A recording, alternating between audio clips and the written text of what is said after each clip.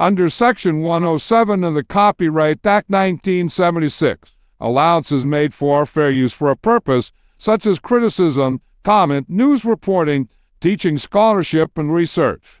For uses of use permitted by copyright statute that might otherwise be infringing. Nonprofit, education, or personal use tips the balance in favor of fair use. Now let's start this dang show. You gonna have any fights this week? Oh man, we gotta have some fights.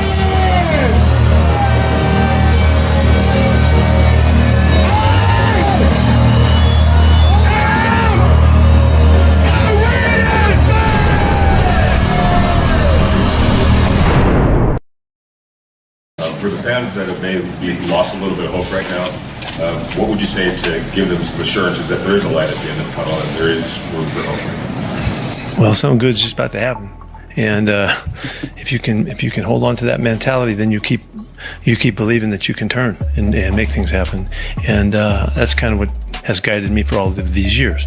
And so I've not been here, but it doesn't change. You know, that's the approach, that's the outlook.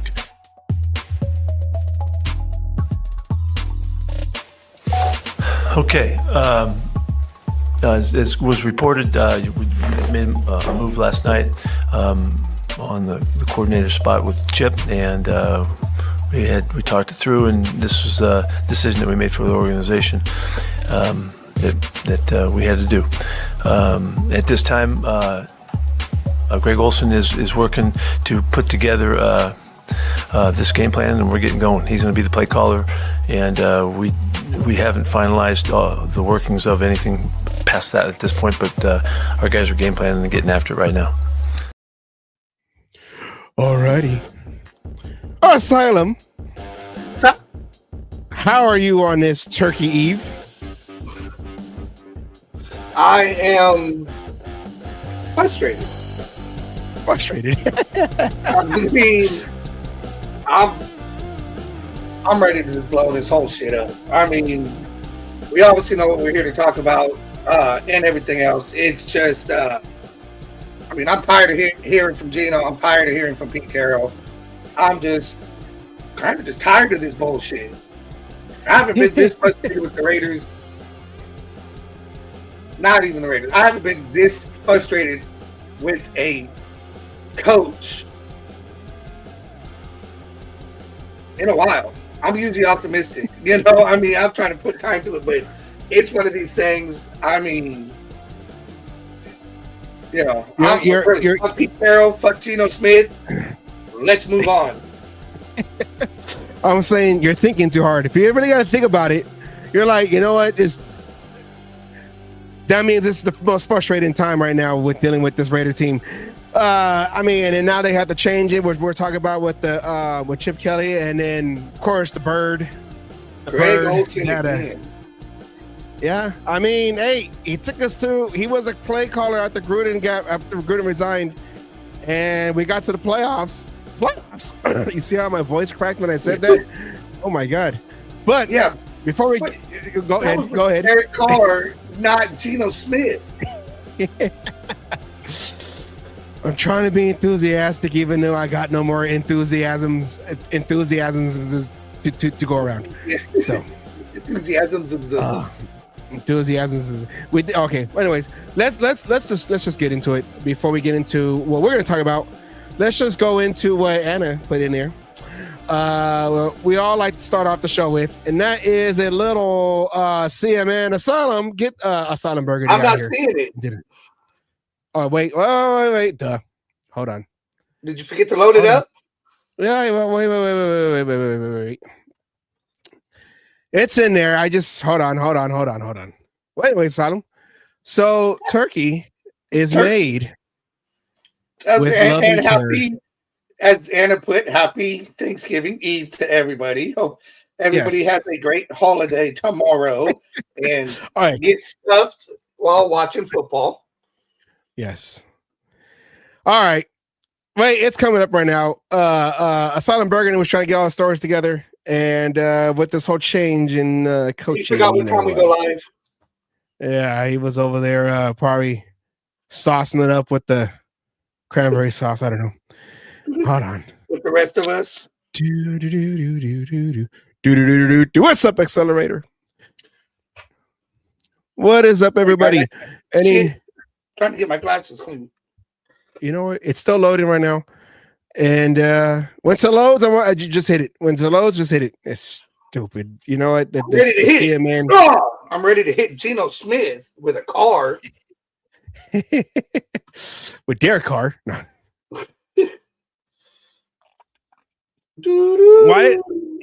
Why does that gotta be the slowest load? Slowest ever? Load. Because everyone's waiting for it. We all want to hear what Asylum Burgundy has to say. See, everything else loaded up cleanly. And then this one is like, it's stupid, you know it. Technology. We should go back to just writing newspapers, okay? The CMN newspaper. All right. CMN newspaper. There it goes. Okay, here we go. Let us do it. Let's do it right now. This is CMN Report. Here we go, Asylum. Let's roll that, please. This is CMN, a cage match news update. Hello, this is Asylum Burgundy at the Al Davis News Desk for your Cage Match News Update. Every freaking week, we suck. The Browns came to town, and let's face it, their fans are just like us, just with a much more faded jersey. Faded like this guy on sleep mode.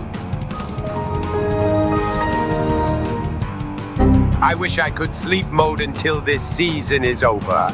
Anyways, this game of two garbage teams was about one player. And what do you hope to show against this Raiders defense, your teammates, yourself, and these Browns fans with their play today? I'm who they've been looking for. Appreciate it. Why him? First of all, when I was with the Raiders, he was one of our top choices. If I were to stay there, there's no way he goes to the 5th round. Mm-hmm. I'm making that choice and the decision that we're drafting. Mark Davis was on board with that. It's just that he's Deion's son. Mm-hmm. And we overly criticize this kid from day one.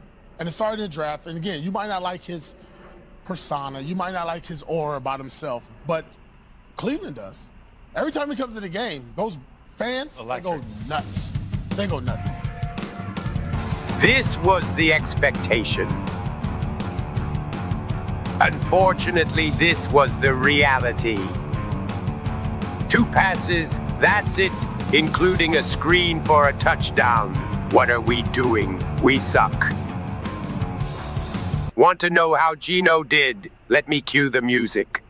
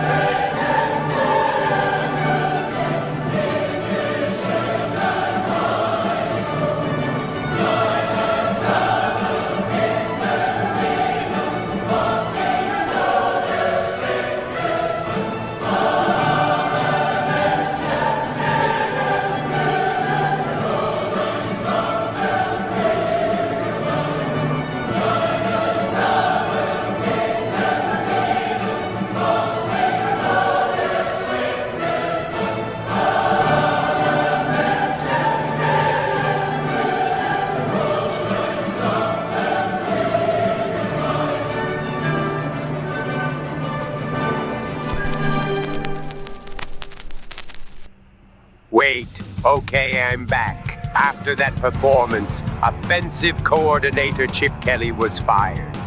It doesn't matter until this guy is fired and this guy is bench. Speaking of Geno, he was caught flipping off fans. Disrespectful. I wanted to ask Pete myself about it. We're giving it the best shot we can. And Pete over here. Pete. Over here.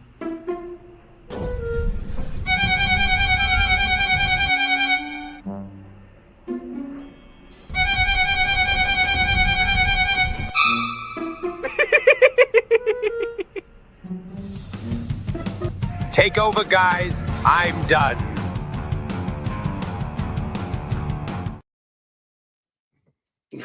Hey. Give the bird back. Give the bird back. Pete saw the bird though, didn't he? Fucking bullshit.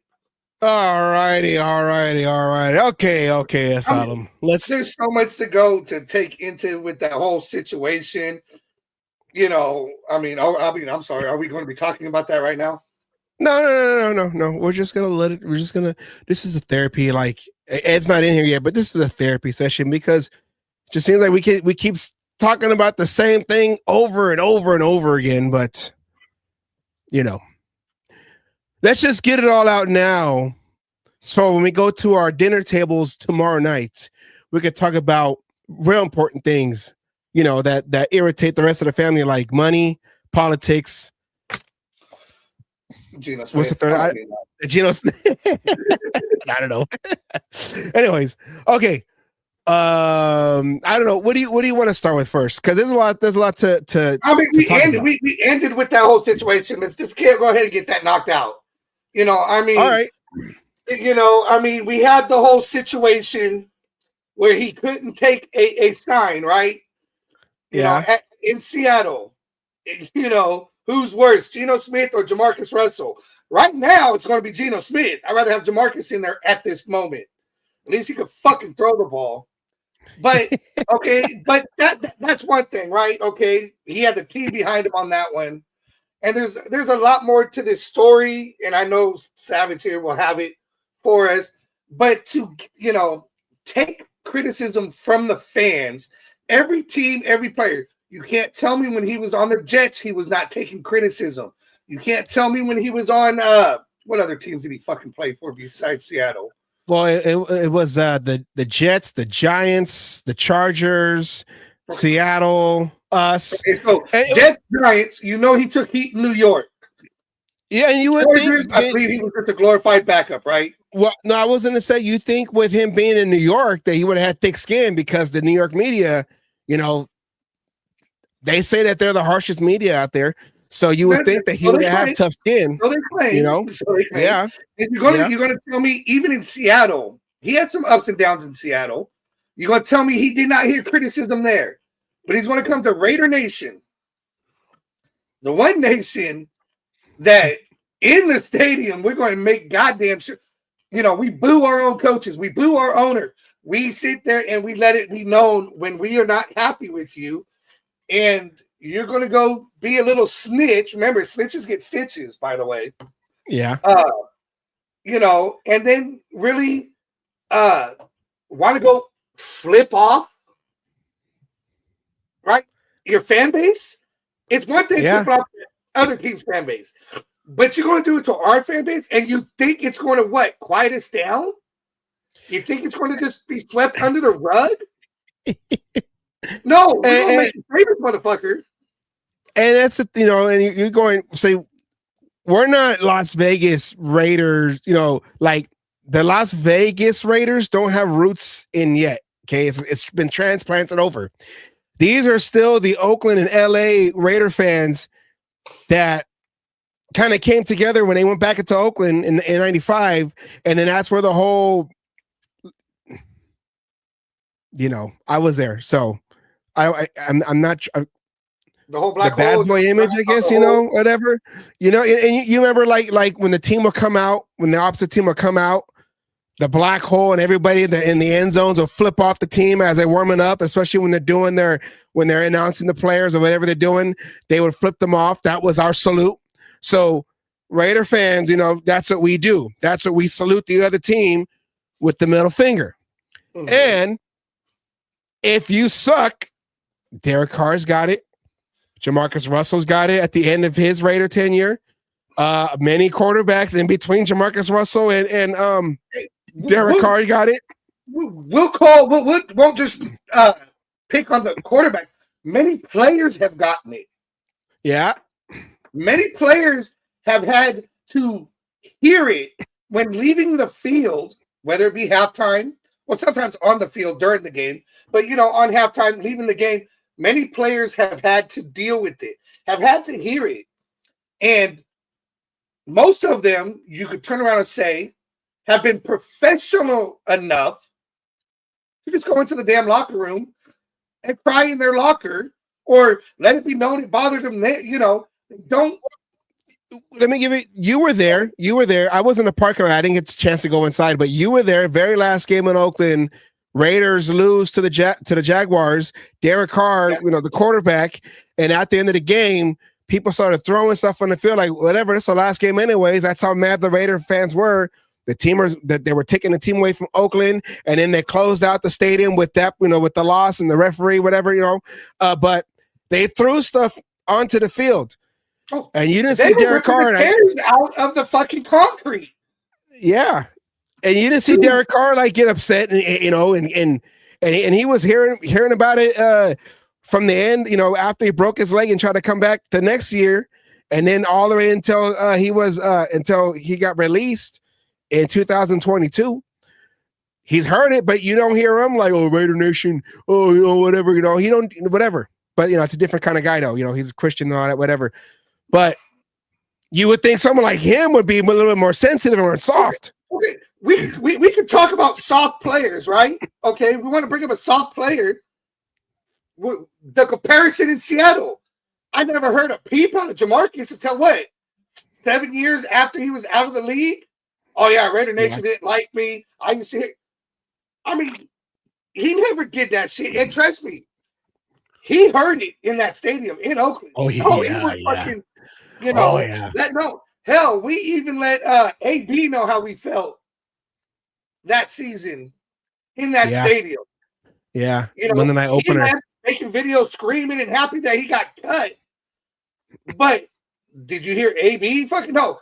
I've heard him cry about other fan bases and shit. But the one fan base he didn't cry about was Raider Nation. He didn't go. Yeah, and that Monday night game. That Monday night game was national. The whole stadium was in unison. Okay. And you could hear it clearly being chanted. Yeah. They were like, I think they're saying, let's go, Brandon. No, I'm joking. So, so trust me, I'm proud to say I helped start that chant. Always causing trouble, man. Always causing trouble. Fuck AB. So we're gonna start with the Geno Smith thing. Well, there was a story about this guy right here. He's the one apparently that had said something out loud, and Geno Smith heard it, and out of nowhere, this guy got a citation from the Raiders security, and for conduct. He got a code of conduct ticket. And you guys got to remember, that little ticket right there can affect whether you come back into the stadium. If you're a season ticket holder, it can affect future games and stuff. Just so you know, you collect too many of those, like parking tickets, they eventually take your car. Oh, yeah, they take your car. They already took our car. Okay, we got Geno Smith now. No, all right, that was making dumbass. I know, but we still got Geno Smith now, so. Let's go into that. Geno Smith came on to the podium today, and he wanted to apologize for his behavior. Asylum, let's hear what he had to say today on the podium. You know, there was an incident after the game on Sunday. Is there anything that you wanted to say about that? Or Yeah, for sure. You know, first of all, I would like to apologize, obviously, to the fans, to the fan base of Raider Nation. You know, I made a poor judgment out of frustration, and you know that's not an excuse. I've got to be better than that, and I've got to hold myself to a higher standard. And in that moment, I didn't. You know, I'm sincerely apologetic, and you know I'm very sorry for doing that. And you know, I just want to make it known that those things will never happen for me again. You are nothing but garbage, yeah. Nothing but garbage.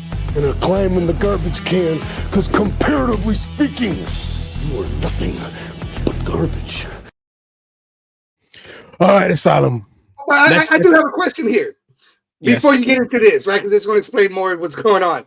But yes, if it was that bad that he had to go crying and all this shit this time, we're playing in yet another home game. Am I not wrong? Right? No. Well, technically, no, but technically or theoretically, yes. Okay, so we're going to LA. This is in LA. Okay. So this is so technically home. It's home territory, Raider Nation, LA. So how do you think it's going to sound in that stadium this time after all this bullshit? And now that bullshit, I mean, that sounded like that apology sounded just like, oh, I threw 4 interceptions today. I got to be better. I got to do better. It sounded just like that bullshit. I saw them. You know, you've raised kids in your lifetime, and I have, I have a little youngin over here, and you know when they get in trouble, and you be like, "Why'd you do that for?" Well, I just, I apologize. Apologetic. I apologetic that and you're like, okay, why am I mad? Cause so you're just apologizing, that's what he sounds like. That's what he sounds like. Exactly. But again, he said I apologetic. He said I apologetic. Not I apologize. Apologetic. You think it's going to be good this upcoming fucking game? You think he heard it before? With this bullshit, it is going to be loud. It is going to be clear, and I guarantee the next home game it will be louder and clearer, and it's going to be what, bench or cut or Geno cut or possibly fuck Geno Smith. Fuck Geno Smith. And you're going, like you said, Asylum, you're going into LA. Okay. You're going into LA.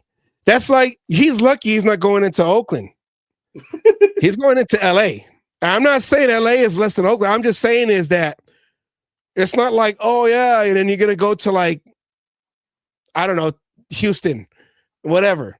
Yeah, it's an away game, yeah, but you're going to LA, which technically is a home game. It's home. I know. Yeah, you're gonna go into the, and a lot of the Raider fans,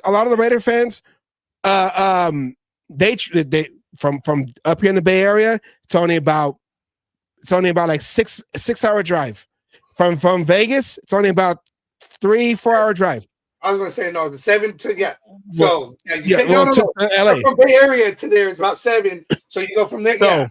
So I'm pretty sure, and I don't know if they're doing like the old school way where they try to like, in order to buy tickets to the Charger game, you got to buy 3 other tickets to other games, the package deal, so we could try to eliminate Raider Nation from invading us. I don't know anymore, like secondhand sales, all that, whatever. Raider fans, who live down there, they'll walk into the stadium with pitchforks and everything. They go over there. And Geno Smith, like, you picked the wrong day to release your birdie. You picked the wrong team and the wrong fan base to fuck around with. Mm-hmm. We're not the fucking Seahawks, I'll tell you that much. No, they wish. We don't need a stadium made to sound loud, to be loud. the 12th man. No, you got the fucking whole nation who's after your ass now. Nation. Here we go. Let's get into this. Exactly what happened. And then we'll be the judge on if Geno was justified, or I guess you could say he's the plaintiff and Geno is the defendant, or who would be the defendant, who would be the plaintiff? I don't know. It depends on how it's going. I haven't. If it's the fan trying to go after Geno, then Geno would be the defendant. But so then Geno is the plaintiff. Yes, I think Geno, because he wouldn't. Whatever. We'll hear the story. Here we go. One moment, it's been reported out there by a couple folks that we had a conversation twice, and that's not what happened. It was at halftime. People are heading up to get their snacks and goodies and whatever they're going to get up on the main way up there. Yeah. And it's a little quieter. You can imagine it's not as loud as during game time. Mm-hmm. And the players are heading into the tunnel there to have their halftime talk, and Geno's one of the last ones that's going back into the tunnel. Well, as he walks by, and as you can hear from my voice, I got pretty loud. And as he's walking by, I said, "Hey, Geno." Well, when I said, "Hey, Geno," he literally turned around. I did not expect him to hear me because, even though it's quieter, it's still loud in a stadium. Yeah. Well, he turned around and I flipped him 2 birds, just like he did that dude in Seattle. I said, "Hey, Geno, you effing suck." Well, at that time, he saw me say that in both my birds, and from my lips to God's ears, I swear to God, that man said F-U-B, right? Uh-huh. And walked back into the tunnel. Well, about 35 seconds later, a lady in a tan jumper, like a tan sports coat, with a name badge comes out and goes, "Hey, you're not allowed to do that. You are going to get, we're going to have somebody come see you." About 2 minutes later, sure enough, another gentleman comes walking down the steps. And he goes, "I get it, man." This is exactly what he said. He goes, "I get it, but you can't do that. Just sign this, enjoy the game, and don't make me come back down here." So he hands me this, which is my code of conduct warning. Which is so goated. It's so goated. Makes me sign it at the bottom, right?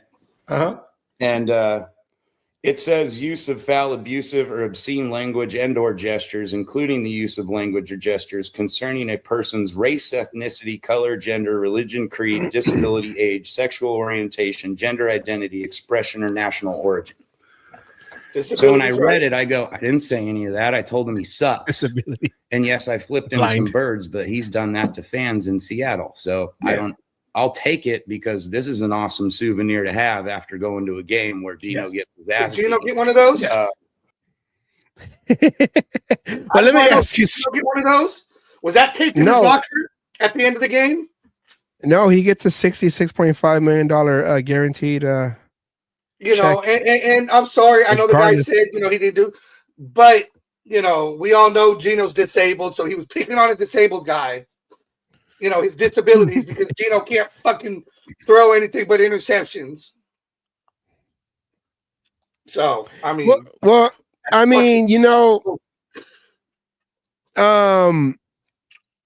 it's football. It's football. And I was listening to a lot of podcasts of Hondo, and I know Vinny Bonsignor on Twitter was getting mad because fans were calling him out like, "Hey, how come at the end of the game you didn't ask Pete Carroll any questions on Geno Smith and his conduct of flipping off fans?" And then the day after that Monday press conference, "Hey, Geno Smith, not Geno Smith. Hey, Pete Carroll, how come you haven't asked any, how come you haven't, what's going on?" They didn't ask Pete Carroll. And they said, do an article from, I think it was Adam Hill, where they released a statement that said, "Oh yeah, we talked to Geno Smith and, of his conduct and we will, whatever." But it was never, you didn't see one. And this is from Mitch Arentz, and Mitch Arentz has been going off too. Mitch Arentz has been going off so much that he literally got his balls twisted, had to go to the hospital because he said that he was exerting and he had to go to the hospital the other day. Oh, I didn't hear about that. Yeah. He said that no surgery was required or anything, but I guess he got twisted and then he was straining because he was yelling. And then, oh, pop, I got to go. So he laughed about it on his podcast. But he said, he goes, you know, we're going to just call it as it is. The Raiders have a baby on board, and that is Geno Smith. And I don't understand why none of these reporters or beat writers or whatever are going to ask Pete Carroll in his press conference, asking face-to-face, hey, how come, you know, Geno Smith, and why are we not suspending him? He should be suspended or benched, you know, for his conduct, flipping off Raider fans. This is his home fans, his home fan base, da-da-da-da. And then I was watching Honda today, and Honda goes, you know, I know who it is that's saying, because I guess the rumor was that the writers or the beat writers and the people who were, you know, going to ask the questions in the press conference were screened first. Don't ask about this. Don't ask about this. Don't ask about this. And that's why it's kind of like, that's why we're not going to play any more clips of them, because it's like, okay, it's the same BS. It's the same churned up. I got to do better. Like Asylum said, I got to do better. We got to do better. We got to try to do this. It's garbage. So no one asked any questions. And Mitch Arentz called out everyone, Vinny Bonsignor, who on Twitter, if you paid attention, you would have noticed that the Raiders put out a statement. And Mitch Arentz had said, well, you put out a statement when Christian Wilkins got off the team, you know, when they released him, and, you know, conduct to the team and da-da-da-da-da. You released a statement when you got rid of the special teams coach. You released a statement when you got rid of Chip Kelly. How come there was no public statement by the Raiders or by Pete Carroll of when they talked to Geno or whatever? It was an article through a writer. So, like you said, Asylum, you can clearly tell that Pete Carroll is protecting Geno Smith. And, you know, I know the money was nice, but if you can't handle the Raider fans, because the NFL, like Chip Kelly, the NFL, you know, he said it to Jay Glazer, and I do have that quote on my phone, what he said to him, which is kind of funny. But it's a performance base, and if you're not performing, the Raider fans, you're gonna hear about it, you're gonna read about it, you're gonna come across it. So I'm sorry, this is football. Football, if there's no, you know, outside of the fights in the stands, which I'm like, okay, you know, yeah, it's entertainment on social media, but like, no, I don't, whatever, don't condone that, whatever, but it's football. Players are yelling at each other the same thing. Players are spitting on players now. Okay, how many times did you see a player spit on each other? And I wasn't going to have that clip shown, but Trevon Moehrig, our safety from last year, still once a Raider, always a Raider. You know, he did a cup check on Jennings with the Niners at the end of the game. I heard about that, and he got suspended for a fucking game. Yeah, and it's physical, yeah, okay, but still, you know, so that's football. And you should know that, Geno Smith. You've been in the league for what, 10, 12, 10, 11 years? You've been in the league for a long time. You was in New York. You come over here to the West Coast or to Las Vegas. Just because he said, oh, you suck, F you, whatever, you know, whatever, fingers in the air, whatever. You do it back, like, but you ignore fans and they're trying to give a high five to you and they're trying to shake your hand. You ignore them, but you go in and try to single out that guy, and then go into the locker room, probably told security, hey, you see that guy right there in the first row? He's got the whatever color jersey, you know. I need you to go tell him something because he hurt my feelings. You know, the guy in the salute the soldiers. Yeah, get him. He hurt my feelings. Like, come on, man. If you didn't suck, you know, maybe you wouldn't have the fans turn against you, you know. But anyways, Asylum, your take on what, this whole fucking thing? I mean, it's fucking a joke. I mean, you know, he's soft. Okay, I'm sorry, but I think he's the softest quarterback we've had on this fucking team. This whole take is just suspension, all this other bullshit. Let's just cut it for what it is. Just cut his ass. Be done with it. I'm done with the Geno Smith experience and experiment and everything fucking else. We paid him the big bucks to throw interceptions and to throw middle birds at fans. We have not, put it this way. I'll say it like this. Me and Savage put more work into these shows than Geno Smith does in preparing for a fucking game. There is more work put into a 2-hour show than Geno Smith's season, career, fucking whatever you want to call it. His timing is off. Yes, I do understand offensive line has made things difficult, but Pete Carroll's bullshit. He's playing well. No, he's fucking not. There was times on some of those canned sacks that he took last game that he could have done a quick dump off. There was somebody open. He's holding on to the ball too long. He's not studying defenses. He's not doing his job. He's an overpaid fucking third string quarterback. He's not even fucking fit to be a backup on this team. No words. That's all I got. I mean, look it. Let's say he is, okay? Let's say Geno Smith is studying defense. Let's just say he is, okay?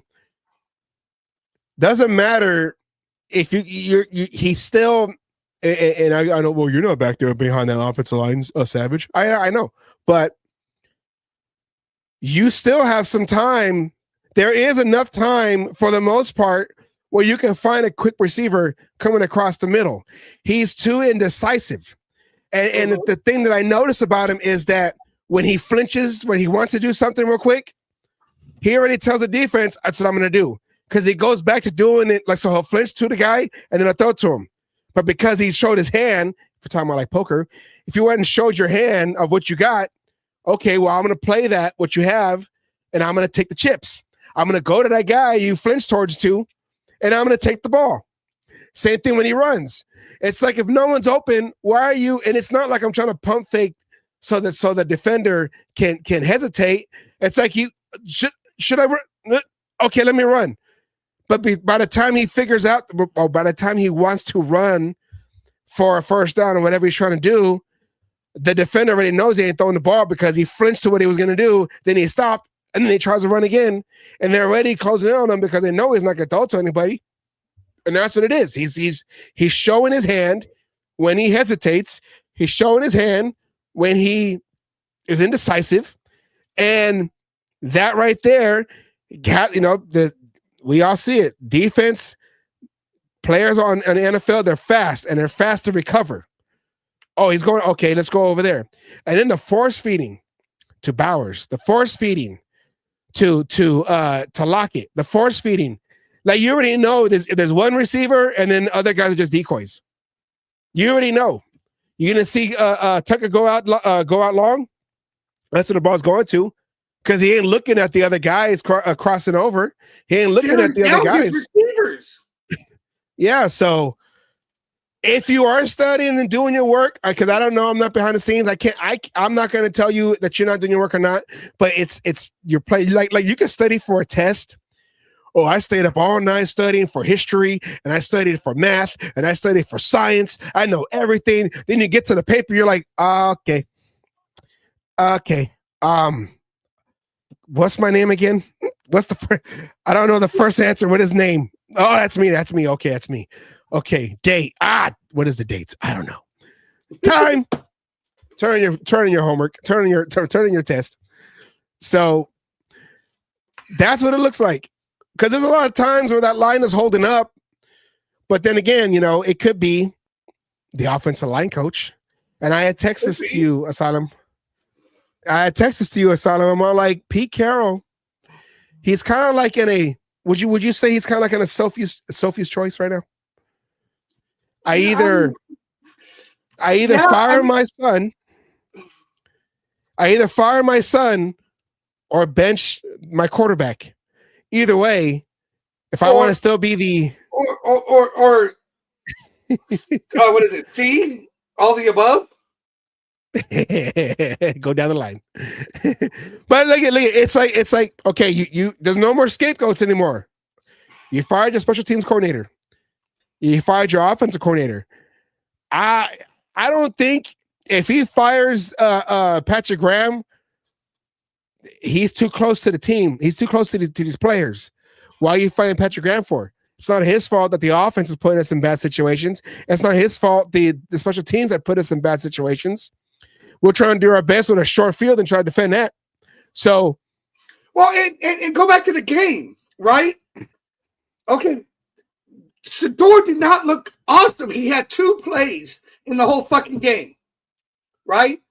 Their first 2 fucking touchdowns. Shedeur wasn't even on the fucking field. Wildcat. It was Wildcat. He was on the sideline when when they scored. Yeah. It's just he wasn't on the field. Shedeur had 2 plays. You showed one of them in, I believe, what was it in the CNN, right? There was one of them there, and he had 1 long pass. Everything else is what you expect out of a rookie quarterback. Dink and dunk. There was an interception. There was a fumble. Shit like that. Shedeur, that was on Judy. Huh? Yeah, I don't know what he was doing. He was trying to. What? I don't know. Trying to stop Juke. And hey, didn't that remind you a little bit of Leon Lett? In the Super Bowl. Yeah, right. I kind of reminded you of Leon Lett there, didn't it? But he did not look great. The defense did their job. Yeah. But because of Geno Smith and other decisions made on, with the offense, it is fucking abysmal. And we're getting field goal. We missed another field goal. But, you can't count on Geno to do a goddamn thing. Except for 3 and outs. The defense is spending too much time on the field. He got, for a mobile quarterback, 10 sacks is fucking ridiculous. For a loss of 77 yards. He has more losing sacks. He has more lost yards in sacks than we had in rushing. 60 rushing yards. And that's the sad part, I didn't get a chance to watch the game live. So I watched the game the next day.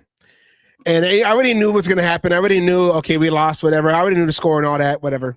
Okay, so, usually you watch the game to just kind of analyze what's going on, especially if you didn't get a chance to watch it, but you know the score. You're not surprised. It's not like, don't tell me nothing so I can be in the moment. No, I already knew. But I felt like I was getting more mad watching the game the second time. Or not the second time, but I already know what's going on. You already know the watching the result. Yeah. So watching the game, already knowing what's happening, than if I would have watched it live. Because you see Genty was when he had a chance, and I'm not talking about when they gave him the ball at like 3rd and 20 something, we're gonna run the ball in 2nd and 28. Okay. No. When it was like a first down, 2nd down and some, a running down, he was running over guys. He had 2 guys bounce off of him. And then one thing I got annoyed with the announcers, there was one where he went up the middle and the linebacker, he kind of like caught him and swung him around. So he uses momentum the linebacker used Genty's momentum to kind of like throw him down. And the guy goes, "Yo, see that guy right there? He really took on the hit of Genty. Like, he really showed." No, he didn't. He grabbed him and he spun him around. It was just like one instance. It wasn't like he caught him and then like the old clip of Jack Tatum and what's that running back's name? He went up to the Oilers. Was it he came from the Cowboys, I believe. Then he went to the Oilers. But there's that one play when it was on the goal line with Jack Tatum and him. They won a head-on like 2 Rams, and they both kind of like stumbled on each other. But it's just that Herschel Walker kind of like stumbled into the end zone and they scored. But they both stopped, and then they just kind of wobbled off. It wasn't like that. Genty put the shoulder down, and he kind of like caught him and then twisted him down. So, but that was a great hit. But if you get Genty going, and just let him take over the game, that'll take less pressure off of Geno Smith. And I know the offer, well, they're not doing this and that, but no, and you're right. And I want to go. I know Chip Kelly was fired, okay? And there was a lot of people calling for his head. But yet again, and I was getting to that point. up until, what was it, 2 weeks ago? Up until the point Pete Carroll admitted he's had his hands in the offensive play calling all fucking season. We were doing a lot of the screen passes because I wanted to do a lot more screen passes.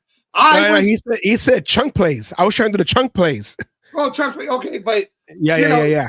But the whole thing is, so then we find out Pete Carroll's hands, which I said, was this happening? So how can we don't know if it was a failure on Chip Kelly's part. Maybe Chip Kelly wanted to run the ball more, and then Pete Carroll's like, no, we need to showcase Geno Smith and what he could do, because that's our guy. That's what we got to do. Fuck this rookie, and let's go ahead and, do this. We don't know. But I'm going to go off what Pete Carroll said and say, we asked about scapegoat with the special teams. Is Chip Kelly another scapegoat? Because sure in the hell, the one person who deserves to be fired because this offensive line is straight atrocious is Brandon Carroll, whose only job is to take care. I'm sorry, his only two jobs. It's to take care of the fucking offensive line and is the run game coordinator. Yeah. And where are we failing on offense besides passing and the quarterback? Because nepotism obviously is fucking real, and heaven forbid I gotta fire my own fucking son. I'm sorry. Call me a dick. If it was me in that situation, Brendan would have been gone before week 8, before the bye. That's what I'm saying. Sophie's choice. Do I fire my son or do I fire my stepson? What do I do? What do I do? Because if I get is D, neither. If I fire my son, especially right before Thanksgiving, how's that going to look on the table? Well, Dad fired me for my job.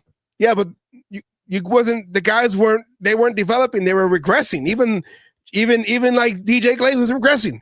Yeah, man, but you said that no, you can't fire him. Your son. And then you got Geno Smith, who they wasted a 3rd round pick trading to this, trading the Seahawks for him, giving him extension. He still had one more year left in his contract. They gave him the extension that he wanted. As Seattle didn't want to pay. Now you kind of makes sense why they got Sam Darnold, and they're doing better with him. 8-3. Mm-hmm. The quarterback that everyone said was worse than Geno Smith. And then, but see, it's like if you bench Geno, now you just admitted that you were wrong on the quarterback, because that's the one thing that we haven't had, since the few years in Derek Carr. Since Derek Carr has been let go, you had Stidham, you had Garoppolo, you had I always forget his name, Matt something. The other guy. Hoyer. You had Aiden O'Connell, Matt Hoyer, great, no, Bob Hoyer, Brian Hoyer. I don't care. Aiden O'Connell. You had Minshew. You had Ritter. You had Geno. Even traded for Pickett. Like a lot of quarterbacks within the last few years. And yet you had a guy on the team who you don't know what you got. You got a rookie who you don't know what you got, because Aiden O'Connell's been fucked since being drafted, right? We had a head coach that sabotaged him his rookie year. Then he gets fired, and the interim puts him in, and he starts showing flashes. Okay, we might have something here. And then that same head coach, maybe because of pressure, turns around and says, no, we're going to go with this guy because we signed him, whatever. And then he comes in to pick out and save a hole again. Right? And then you bring in Pete Carroll, who literally just says, don't even think about it, buddy. This is my boy right here. He's 10 times better than you are. And he has more experience. I'd rather have Aiden O'Connell with a broken wrist out there trying to throw the fucking ball than Geno goddamn Smith. Well, let me ask you, this is where it just is a lot of, like, the things they say in the press conferences, it doesn't translate. It doesn't make sense. Because first it was, like you said, okay, maybe it's Chip Kelly. And then Pete Carroll came out last week, oh, this was me. I had my hands on this. I won the chunk plays. We were doing great. No, you weren't. We were doing great for the 3 plays out of 40-something drop back. No, not drop back. A lot of those were play action. Okay, it's a difference. But then it's like, oh, not screens, but play action. My bad. Sorry. And then well, that's what he said. No, it's not drop backs. Play action. Okay, keywords. And then now it's, well, Chip Kelly, he was going against what Pete Carroll want, because he in a college offense that was very, you get to the NFL, things change. We have all-stars in every team. They're the NFL is the college all-stars. Okay, everyone, not everyone in the college goes to, like, everyone in school can go to college. I'm talking about, like, educational wise. Everyone from school can go to college. Okay, let me be whatever. But athlete wise, not every athlete in college goes to the pros. But then you also have those, I don't want to call them specialty colleges, but you have those colleges that are hard to get into. MIT, not everybody gets to go to MIT. You have to be a certain, we're going. So, the NFL is like, with your college saying, it's like the MIT, right? It's the best of the best. Yeah. That's what it is. You got defensive linemen. I mean, how many times have you heard running backs? I've never been dragged down by an offensive lineman. Ran down from behind from a defensive lineman. That's 300 fucking pounds. Because that guy, 4'3", is fucking fast as fuck, because you're used to going up against colleges have star players sprinkled in, right? Mm-hmm. Most of the time they go up against somebody, they only have to worry about 1 or 2 people, not a whole team, because most of the people on that team are there because, they're all trying to do the same thing. I'm not trying to take away from that. They're all talented as well, but they are not all the best of the best. There is way too many colleges out there to be able to put together the best of the best. That's what the NFL is for. Yeah. Now you got the best of the best. There's only 32 teams. There's only so many positions, open to players. And they're not just going to fill it with, unless it's the Raiders offensive line, they're not going to just fill it with anybody. They are going to find the best possible person to fill, that position. Well, let me ask you, since you brought the offensive line, because that's another thing that I was going to bring up about Pete Carroll and this whole thing about not playing the rookies. And there was a story that came out that Caleb Rogers was dressed. Was upset. He's ready to go. And when Meredith got hurt with the ankle, he was warming up on the sideline, getting his legs warmed up, and was just about to jump out in the field. And no, we're gonna put Kappa out there. Kappa played center, and then no, I think it was they pulled Putnam, and then they put Kappa at center. Meredith gets hurt. Instead of Caleb Rogers going in there for Meredith, they went and grabbed Putnam and threw him out there, and he was on the sideline. Rogers, and then they said that a few plays later, when the Raiders finally scored a touchdown, he was the first one to sprint down or to congratulate Geno Smith, whatever, But how is it that these rookie? Well, he's not ready. Okay, well, let me see. Who's his coach? Who's his direct coach? Oh, that's Brendan Carroll. None of these offensive linemen are ready. But at least we know what you got with Kappa. You know what you got with Meredith. You know what you got with Putnam. We've seen it. Yeah. And I mean, we're at the point of the fucking season, our personal season right here. We should be seeing, right? I mean, look at it. Injuries are the only reason Shedeur Sanders started that game. Mm-hmm. They had 4 quarterbacks to start the season. They trade one away before the start of the season, and then they're down to 3. I want to. Oh, go ahead. I want to read you something that I found on Twitter. Okay. So these are the offense defense snaps. So basically not special teams. Okay, we're talking offensive side or defensive side of the ball. Okay. Okay, for the rookies, Ashton Genty 64. So these are snaps, 64 snaps. Okay.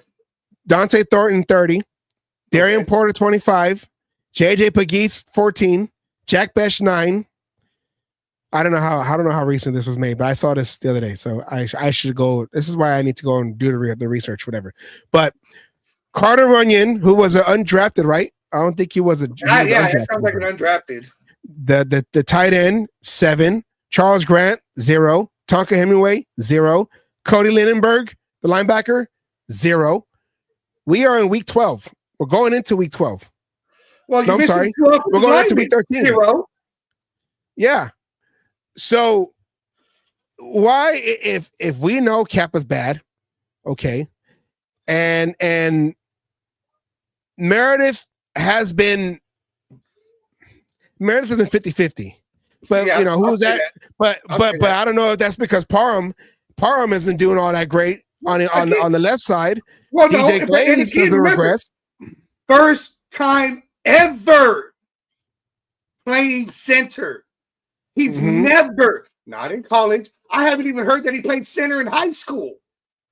So this is the first time ever playing center. So technically, right, a rookie playing center, I'll take 50-50 considering he's never played center before.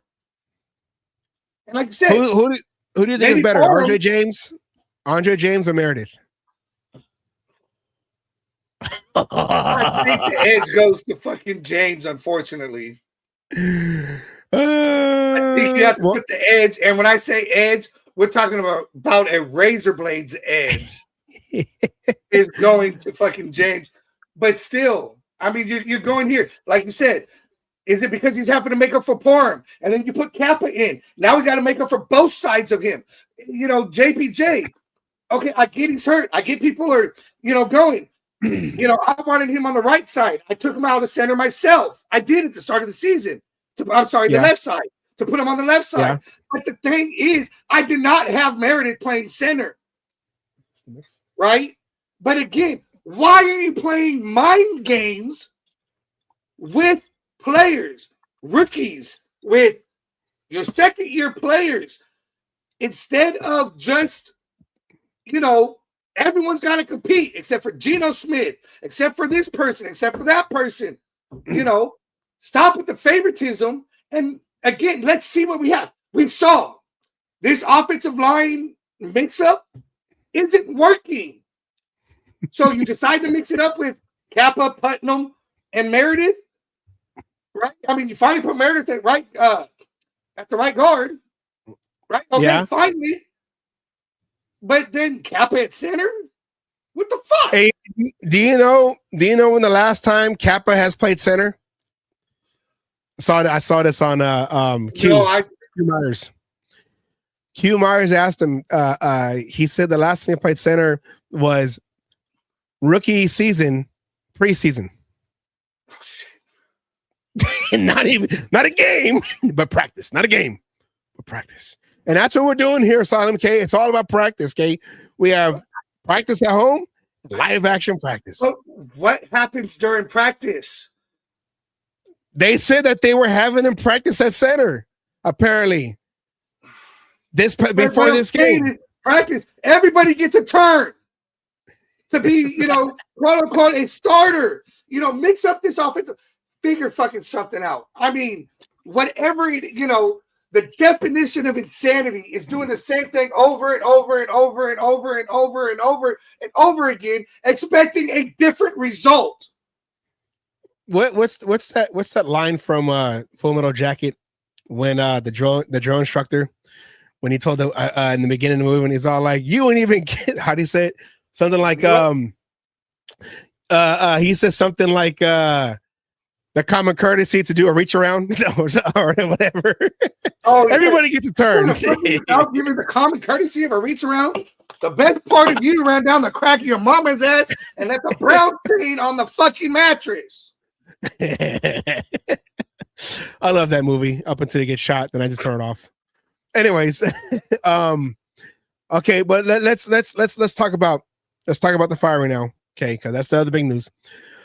Let's talk about the firing, and we'll play the video from Rich Eisen. Let's talk about the firing here. Now, Chip Kelly, this is final offensive stats. We did this last year, and I said this in the offseason, and I said, I feel like we're reliving 2024 all over again, 2025. I wasn't expecting that we were going to go into the season doing the same thing where we're going to fire our offensive coordinator, but let's look at his final numbers here, Asylum. 2025 offensive stats and rankings for the 11 games, which I think was supposed to be 12. How many games do we have right now? We have done 11, yeah, because we have a bye week. Okay, yeah, math is correct. All right, pass offense was 25th, 189.5 yards a game, 13 touchdowns. Rushing offense, 31st. Oh, yeah, but at least we weren't 32nd, right? Okay. 79.5 yards a game. Offensive passing, though, is Geno Smith. Oh, yeah. Yeah, 4 touchdowns. Rushing offense, 79.5 yards a game, 31st in the league. Red zone efficiency, which is another big thing that we thought we were going to get an upgrade on, is the red zone, 28th, 48.1%. Third down efficiency, 25th in the league, 36.2% efficiency. Total offense ranked 30th, which is third. So I think it was probably tied with somebody. 268.9 yards a game. 17 touchdowns, and then scoring altogether 31st in the league, 15.0 points per game, 17 touchdowns, 16 made field goals. This is Chip Kelly's final stats as the Raiders offensive coordinator. Asylum, real quick, is this, I mean, he's the one calling the plays, but we don't know if he was apparently, supposedly, no, we're going to use the word supposedly, Allegedly, he's calling the plays. Big words. And it was, people kept saying, well, not people, but like Lincoln Kennedy said, he thought that Chip Kelly is one of those guys that were untouchable because it was rumored that was a Tom Brady guy, not Chip Kelly. Not a Pete Carroll guy. Let's play this video real quick. This is from the Rich Eisen show on ESPN now. It was on Roku, ESPN now. So let's go here and play this real quick. Tom Pelissero talking about what he knows and heard and everything when it comes to Chip Kelly and Tom Brady and all that. Here we go.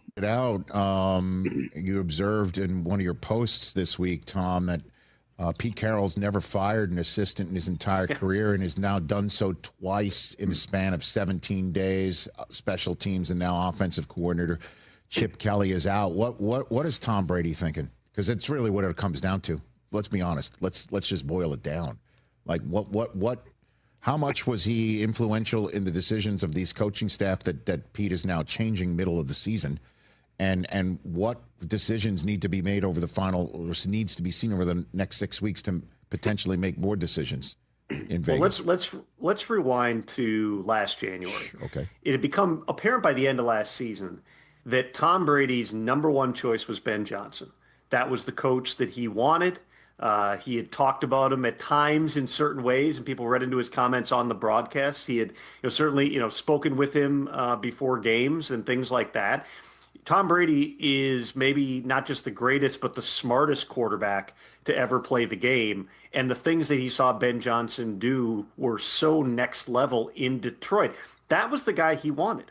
And there was a bet of sorts made by the Raiders that it's Tom Brady. Who's going to say no to Tom Brady? So Tom was directly recruiting Ben Johnson and trying to convince him to come. The Raiders, I was told at the time, had a massive offer out to Ben Johnson. They wanted him to come in the building and go through a second interview, but it was pretty apparent if Ben wanted the job, it was Ben's job. Well, one day after the Lions season ends, he's on a plane to Chicago and he is taking the Bears job without even having to do an in-person interview. His performance against the Bears had kind of been his interview for a couple of years, but the Bears also made him a really strong offer. And I got the sense even at the time that there was no clear plan B. Not that they didn't have different thoughts in mind about who they might want to interview, but they interviewed, a variety of coaches from different backgrounds. They interviewed, Robert Saleh was somebody who had interviewed with them. They interviewed some other younger coaches. They interviewed some older coaches. Pete Carroll, philosophically, schematically, age, personality, has virtually nothing in common with Ben Johnson. And the point I'm making is not only did you pivot in terms of the coach you hired, you completely pivoted in the way that you were trying to build it. From Ben Johnson, offensive guru, he's 39 years old or whatever, long-term answer, to Pete Carroll, defensive coach in his 70s, was out last year, just wants to run the football, throw it when he needs to, and win with defense. It was totally different. Chip Kelly seemed like he was the bridge between the two, which was Chip had been regarded at his peak, going back to Oregon and early on in Philadelphia, as being somebody who was really, really smart with offense. But what you saw was once Chip didn't have the players who were better than everyone else, he had Deshaun Jackson, LaShawn McCoy early in Philly. He made the choices to get rid of them. All of a sudden, the Eagles' offense wasn't the same. He goes to San Francisco. That offense was not the same. He's out of the NFL. He goes back to college. Ohio State, what's the common denominator? Better athletes than everybody else had. I was at the week 1 game. The Raiders beat the Patriots. Yeah. But that might be the weirdest result of the entire NFL schedule. No doubt. When you rewind, it was kind of bumpy that day, but they made some plays. And it just seemed like from week 2 on, teams just kind of caught up with what the Raiders were doing. And there are all kinds of different stories, Rich, about just the dysfunction of the Raiders offense. There were times I was told where Chip Kelly was repeatedly botching the play calls, where he's supposed to be, for instance, tagging a motion on a play so the receiver's on the left, not the right. He forgets to say it, so Geno Smith is going to the line of scrimmage and going, this doesn't look right, and they're trying to run a play. It happened on a 3rd down in the game the other day. There's times where Chip, I was told on several occasions, called a play that was either not in the game plan or not installed at all. Things like that happen. You're not productive. That's enough. You didn't need any extra excuses. Damn. But there were a lot of things that were popping up within games that were just not anything that a good team can overcome. They didn't have enough talent. There's no doubt about it. Maybe my favorite stat of the entire season is there were only 3 players on the Raiders offense who were making more money than Chip Kelly. It was Geno Smith, Colton Miller, and Ashton Genty was making like 6.1. Chip was making $6 million a year. I can't think of another team that had a setup like that. It was always going to be a challenge for them offensively, but Chip's scheme was supposed to elevate it. And what you saw on the field made pretty obvious. There was kind of a level of chaos to it that just made it really, really hard for them to function. All right, Solemn. What does that tell you? Or I guess, what is your assessment on that? It sounds like he was blaming Chip Kelly. It's back and forth. But it is. I mean, obviously, a Chip Kelly and Pete Carroll minds can't work together. I disagree with the fact of, Pete Carroll run the ball, pass only when you need to, because if his hands were in the offense, that's not what I was seeing out there. And again, okay, if Chip's calling a play to be, on the right, but it's supposed to be on the left, shit like that. I mean, that's the kind of shit bad teams do. Right? Yeah. I mean, we've talked about it before. Is there headbutting between Pete Carroll and Chip Kelly? Well, we're going to find out because we know that Greg Olsen is going to do what his head coach wants. Yeah, and looking at this right here, I mean, the Bears with Ben Johnson 8-3, they climbed up to take the first place, in the NFC North. So Brady had the right guy in mind, but I mean, to think that because you're Tom Brady. What were we told by Ben Johnson, though? He never intended, never wanted. He only took the interview out of respect for Brady. Yeah. That's the only reason why he did it.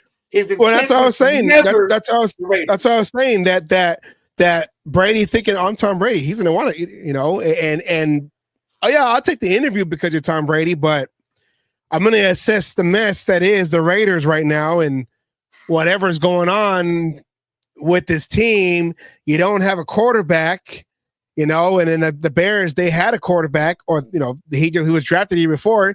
They know him, or he knows him because he played against him when he was the Lions offensive coordinator. So of course he knows firsthand going against him what he's going to be working with. So I mean, I thought, okay, maybe Tom Brady's persona or whatever was going to attract people here because it's Tom Brady. I think a lot of people thought that. I think a lot of people thought that. Yeah, and that's what it didn't. As of right now, and I don't know how that's going to work going into this upcoming offseason because of what's going on now, where it's like you hired your head coach, but you picked the offensive coordinators, or you picked the coordinators for him. And that's what it's kind of sounding like happened, but we don't know if that's true. That's what it's like. It's back and forth. We don't get the whole story. This was as far as we know, the story I read was Tom Brady pushed for Chip Kelly. But the final decision, my understanding, was still up to Pete Carroll. Yeah. You know what I'm saying? So, yes, if he's pushing for it, but then again, was it a decision that was over Pete Carroll's head and he was forced with Chip Kelly? And then again, we talked about, you said it the other way, but maybe it's flipped around and Pete Carroll was putting his hands in all this shit because he wanted to get rid of Chip Kelly in order to get his guy in. Can I want to read you something, Kay. Jay Glazer, we all know Jay Glazer. Jay Glazer works for Fox. He's very respected when it comes to players and coaches and all that. Whatever. He gets some scoop. He's not. I mean, everyone talks about Schefter and all those guys, but Jay Glazer gets his too. So this is what he said on Twitter, and I'm gonna read this. I guess he had talked to Chip Kelly after Chip Kelly was let go, and I want you to tell me if this is genuine or if this is sarcasm, Kay. Jake Glazer says, just talked to Chip Kelly, who said, now this is quote unquote, I am grateful for the opportunity with the Raiders. Bottom line, in this league, you have to win. I really love those players. I'm a huge Geno Smith fan. That was one of the best parts of the experience for me, working with Geno and those guys every day. But hey, you got to win. I get it. End quote. The fact that it was only the players and Geno, but then again, I'm a huge, I'm a huge Geno fan. Huge. Okay. Huge. Like there's no one better. Huge. Yeah, sorry. Is that genuine or is that sarcasm? Well, okay. I'm going to go. Part of that is probably genuine as far as you have to win in the league. I mean, we all know. Yeah, not for long. I'm saying, that's a true statement, right? It's a result-based league, and the results are wins and losses. Wins go. But the whole Geno aspect, huge. I just feel like that is. I'm saying what I have to say to get my next job. I'm not going to sit here and badmouth and tear into, and do all that other things because I got to look, I'm looking for a job. Professional. If I sit here and badmouth and say Geno Smith is garbage, I can't do, especially after coming in and saying I could build an offense around anybody. Remember, he said that before getting Geno Smith. Yeah. Right? You can't turn around and bash Geno. I mean, and I'm going to put this on Geno. Geno looks fucking horrible. Again, that's the quarterback's coach. That's the offensive line coach. You know, the offensive coordinator is there to make the plays, get everything going, and put players in the best position. But at the same time, if your player's not playing well, you expect the head coach to put somebody else in, and you're ready to game plan for that. So to me, it feels like, sarcasm, right? It is just, I'm going to say what I need to say because I am going to be interviewing for other jobs as soon as I fucking can. Do you remember in the documentary called Bambi, where Bambi, you know, his mom got shot in the hood? I mean, in the meadow, in the ghetto. But anyways, remember what Thumper said? If you ain't got nothing nice to say, don't say nothing at all. He's taking the Thumper road. He's just thumping it. Hey, you know, Geno, because he said Geno Smith, and then in capital letters, Geno was the best part of my experience there. Oh man, that's like, oh yeah, when I was over there, you know, driving to Vegas. I mean, but the best part of it is the 8 hours on the road, because you know you can sightsee and see everything as you drive past it. Forget about the back pain of sitting there for 8 hours. Forget about stopping because someone has to use the bathroom. Forget about having to keep putting gas in the car because I have one of those old cars they're not gas friendly. It's the trip. It's the experience of getting there. It's the greatest. Forget about the destination. It's about getting there. Yeah. Family vacation. Hey, there was a bird in that too. So Chevy Chase. All right. So I think, yes, sarcasm. Oh, but it's kind of like it's dripping with sarcasm. And like I said, the only reason it's said is because I got to get my next job. Yeah. And I mean, I don't know. I guess at this point, and you said it, like we're both ready. Like, you know what? Just get the TNT. Just go to Acme. No, not Acme. Go to Acme. Acme. We're not a teenage boy here. Yeah, no, proactive. Let's go to Acme, okay, and be like the Coyote. Let's get some dynamite. Let's get some whatever, and just put it in there and blow the whole thing up. Because constantly putting on Band-Aids and Flex Seals to try to get by. Because I mean, I don't know if Pete Carroll thought, I'm Pete Carroll, I can turn this team around. I did it to USC.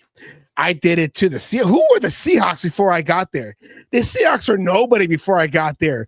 I mean, what's his name from the Green Bay when he went over there to be the head coach for the Seahawks? He could have turned him around. I'm Pete Carroll. I got him. I'm 1 for 2 in a Super Bowl. He would have been 2 for 2 if he would have handed the ball to Marshawn Lynch. But I'm Pete Carroll. I can go over there. I can turn this Raiders around. Watch me. Nope. Oh, it's a whole different beast. I've never been here before. I've never been uncharted waters. Before. Uncharted waters, he said. You know, I mean, yeah, I'm ready to blow it up. Let's bring in a young upcoming head coach. Give him the time to build, you know, to do the rebuild. I mean, we know we're going to rebuild. What, in two more years? 3 more years, whatever it is. We know it's happening. Let's just fucking start it now. And we've been rebuilding since 2003. We've been trying to rebuild, but the problem is we have not given anybody the time of day and chance. And I know the hypocricy. God damn, I can't say the word. Hypocrisy in what I'm saying here. But I'm sorry, the game has passed them by. Coaching has passed them by. Let's get somebody who's long-term, because Pete Carroll was never fucking long-term. Well, I want look at long-term. See, and I gotta put a folder of old graphics we made. When we switch over, everything will be there. But I know we tried this before with the new head coach, Dennis Allen, but the problem with Dennis Allen was he came after we didn't give a chance with Hugh Jackson. We didn't give Hugh Jackson a chance a second year. It wasn't his fault. That defense with Chuck Bresnahan, part 2, because Chuck Bresnahan, before when he was the Raiders defensive coordinator the first time, got them to the Super Bowl. But you also had a lot of veteran defensive guys, so they can make their own mental adjustments on, along the way in game situations. Oh, I know this, I know that. Let me do my own audible in my own head because I know what we're doing. We all know what we're doing. Okay. Chuck Bresnahan 2.0 when he came back in 2011, which was Hugh Jackson, Al Davis's last coach. They went 8-8. If they would have won that game against the Chargers, they would have took first place and knocked the Broncos out, and the Raiders would have been in the playoffs in that season. I know because I was there on New Year's Day, and I watched the Raiders lose to the Chargers. Broncos got in. With Tim Tebow, but you didn't give him a chance. You brought in Dennis Allen, so they were 8-8. Get a coach that, if you don't think he's the guy, get someone that has the same philosophy, that maybe is a better coach, better motivator, whatever it is, to extend from that. You didn't have that. You went Dennis Allen, defensive coach, and then they blew the whole thing up. Same thing with who are the new coaches we had? Actually, everything else has been retreads, huh? Because it was Ericka. It was Dennis Allen. It was Dennis Allen, and then we had Tom Cable. No, that was before. We had Dennis Allen. I gotta find that graphic. Dennis Allen. That's 2011. Dennis Allen was there, and then it was Sperano, and then from Sperano. I'm stupid. I already got this graphic. Let's talk about it right now. The new guy here. Okay, Dennis Allen had Terrell Pryor. Greg Olsen is now, again, the Raiders offensive coordinator. And then after that, you had Jack Del Rio, who had Musgrave, but you had Jack Del Rio, who took over after Tony Sperano. And Jack Del Rio got this team going. But then he messed up and fired Musgrave. So then they went down. Then you brought in John Gruden, which, okay, we knew. 10-year contract, okay? 10-year contract. We're going to build this from the ground up. John Gruden knew what he was doing. We had John Gruden before. We trust John Gruden. He beat a Super Bowl. He won a Super Bowl, beat us in the Super Bowl for that, more so because they knew us. So it started to build in 2021, where we started with like 3-1. And then, of course, he had to go and resign. But they don't give, let's try it again one more time. New head coach, don't interfere. Let him cook, like they keep saying for Russell Wilson. Let's be specific. A younger.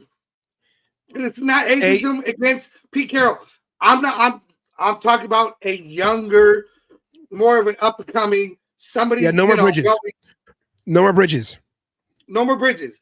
Somebody who, like you said, thinking different, a different mindset.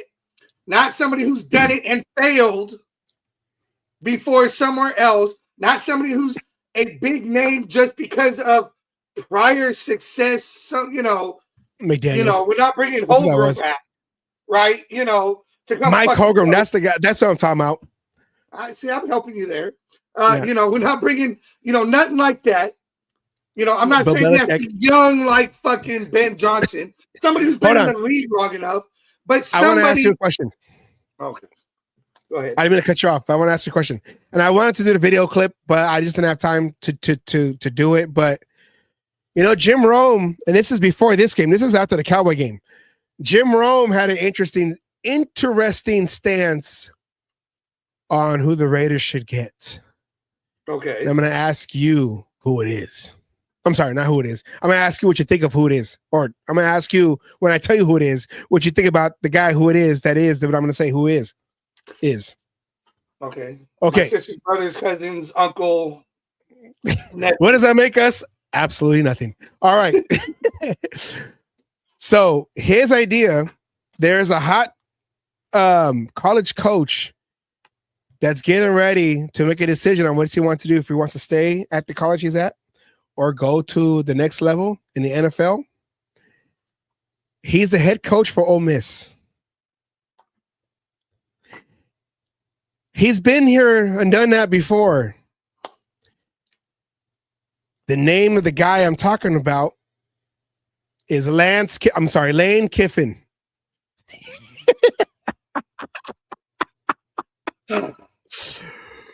Oh, Jim Rome said, have Lane Kiffin run it back. Al Davis screwed him over. Hey, Mark Davis, go into the closet, pull out the projector screen, and go and say, hey, Lane Kiffin, I'm going to have you run it back. You did it recruiting. Let's run it back. You got more experience. Raiders, USC. You went to, what was it, go to Oklahoma? No, it was Oklahoma. Was it Oklahoma? I don't fucking know. Nice with Ole Miss. I forgot who it was. No, Texas. I don't know who it was. Now, hey, do Tennessee, we go? Wasn't it? I think it was Tennessee, something like Tennessee or something. Do we go? No. Do we go to Lane Kiffin? No. Lane Kiffin 2.0? No. No. Absolutely fucking not. Sorry. No. I heard that. I'm on like Jim Rome. I want somebody young. I mean, that's young-ish, going. And I'm okay with that age group. But yeah, get somebody young. Not somebody that Lane Kiffin did not want your Marcus Russell. If you're going to go that route, go bring Del Rio back. He did it before. That's the place. Go get Del Rio. He's turned this team around once. Go get fucking Del Rio and give him a chance to fucking no. What's up, Vincent? Hey, man's Vincent. Hey, Vincent. You might as well say Dennis Allen's about to lose his fucking job as head coach with the Saints. You want to bring him back too? Hey, Vincent, would you take back Lane Kiffin to be your next Raider head coach next year? Since he's getting ready to make his decision, I'm going to take my talents to South Nevada and Las Vegas. Run it back again, Raiders 2.0. I am just joking. This is satire. I just thought that was pretty funny. I'm on like Lane. He said no, just like you. No, I ain't got to explain it. I ain't got to go deep in it. It's just no. Okay. No. I'm not even gonna put a period on there. Okay, just no. Okay, you already know. No. He doubled down. H-E double hockey stick. Okay. See, hell the fuck no. Jim Rome was all like, you got to run it back. I'm all like, Jim Rome, this is why you've been fired from so many networks. Okay, go ask, what was his name? The defensive end for the Rams? The one that attacked them? Yeah, go ask him. Okay, go ask him. Christie. Hell of a drug, ain't it? But, okay, I'm just saying. I mean, we'll probably dive into that in the upcoming weeks, especially with Peggy coming back next week, of possible replacements, because I don't see just you want to, been watching a lot of politics lately, and the one big word is all about transparency. And with this, there's no transparency. It's Chip Kelly's fault because he's calling the wrong plays. But then again, Pete Carroll had a hand in the game against the Cowboys. But then again, it's the offensive line. But no, it's not the offensive line, because we're doing good at the offensive line, even though we gave up 20 sacks in the last 2 games or 3 games. But no, what's the problem? What is it? What is it? I mean, I just don't see that. And that's the guy that you got to answer to as the head coach, because he's the top. There's no longevity in this. Where is the longevity? If he starts to turn around next year, and in the 3rd year, right, which is technically the last year before the team option, it's a little bit better. We're heading the right direction. You pick up the 4th fucking year. Okay? Now, hey, this is actually working. Who the fuck's the replacement? Now you're going to start it all over again? That's the fucking game plan 2 to 3 years from now Just do it now. Keep your coach. Give him the fucking time like you did with Gruden. Give him the time. I keep referencing movies. Okay, I watched a lot of movies when I was younger. I keep referencing movies. Remember that scene in Back to the Future 2?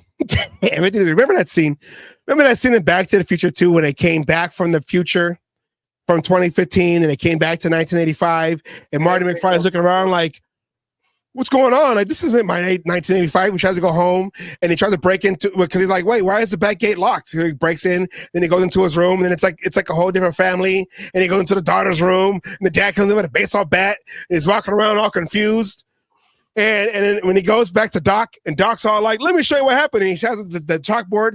This is our 1985, and we somehow went down here to this 1985 because of the almanac. And I feel like McDaniels was that almanac.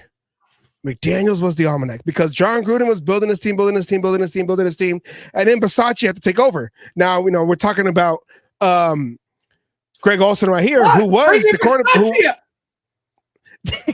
But Mark Davis, smart guy that he is, he said, hey, I know what I'm going to do. Now, this team just got to the playoffs with one whistle away from going to the next level, from going to the divisional round to beat the Phantom Whistle to beat the Bengals. Let me just throw the whole thing away and start with a whole different philosophy because, John Gruden is a West Coast guy, West Coast offense guy, a variation of that. And McDaniels is I want my quarterback to listen to what I got to say, and this is Tom Brady, because Tom Brady made me. But and I don't want to give him the he's doing well with Drake May, yeah, but he's also not the head coach. He's got one hat, be the head coach over there.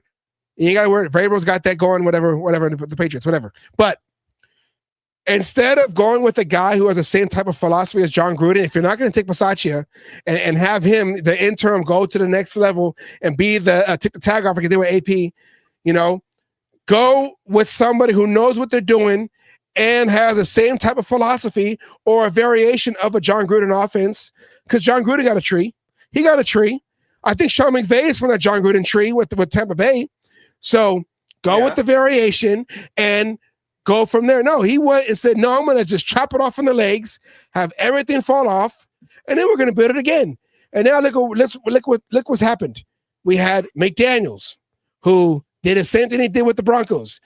You got you got rid of the quarterback and you pissed off the receiver. He gets fired. Then you got AP, which we all wanted. We all said, okay, he got this team going, but AP doesn't have a philosophy. He has words, he has an attitude, but he didn't have a philosophy because he hasn't coached in the NFL before. He admitted his mistake. He didn't do it his way.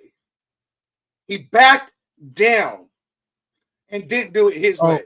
But we're gonna get that, Vincent. But the difference in the regimes between then and now, right, AP, you had a GM doing a GM job and got us good players. Telesco. And Telesco, and I read that Telesco would have went Jackson Dart. And I wouldn't mind Jackson Dart. Do you see what Jackson Dart did with the New York Giants? Hey, yeah. Jackson Dart was one of the ones I would have been happy getting. Yeah. So I mean, and Peggy's 100% right on her take.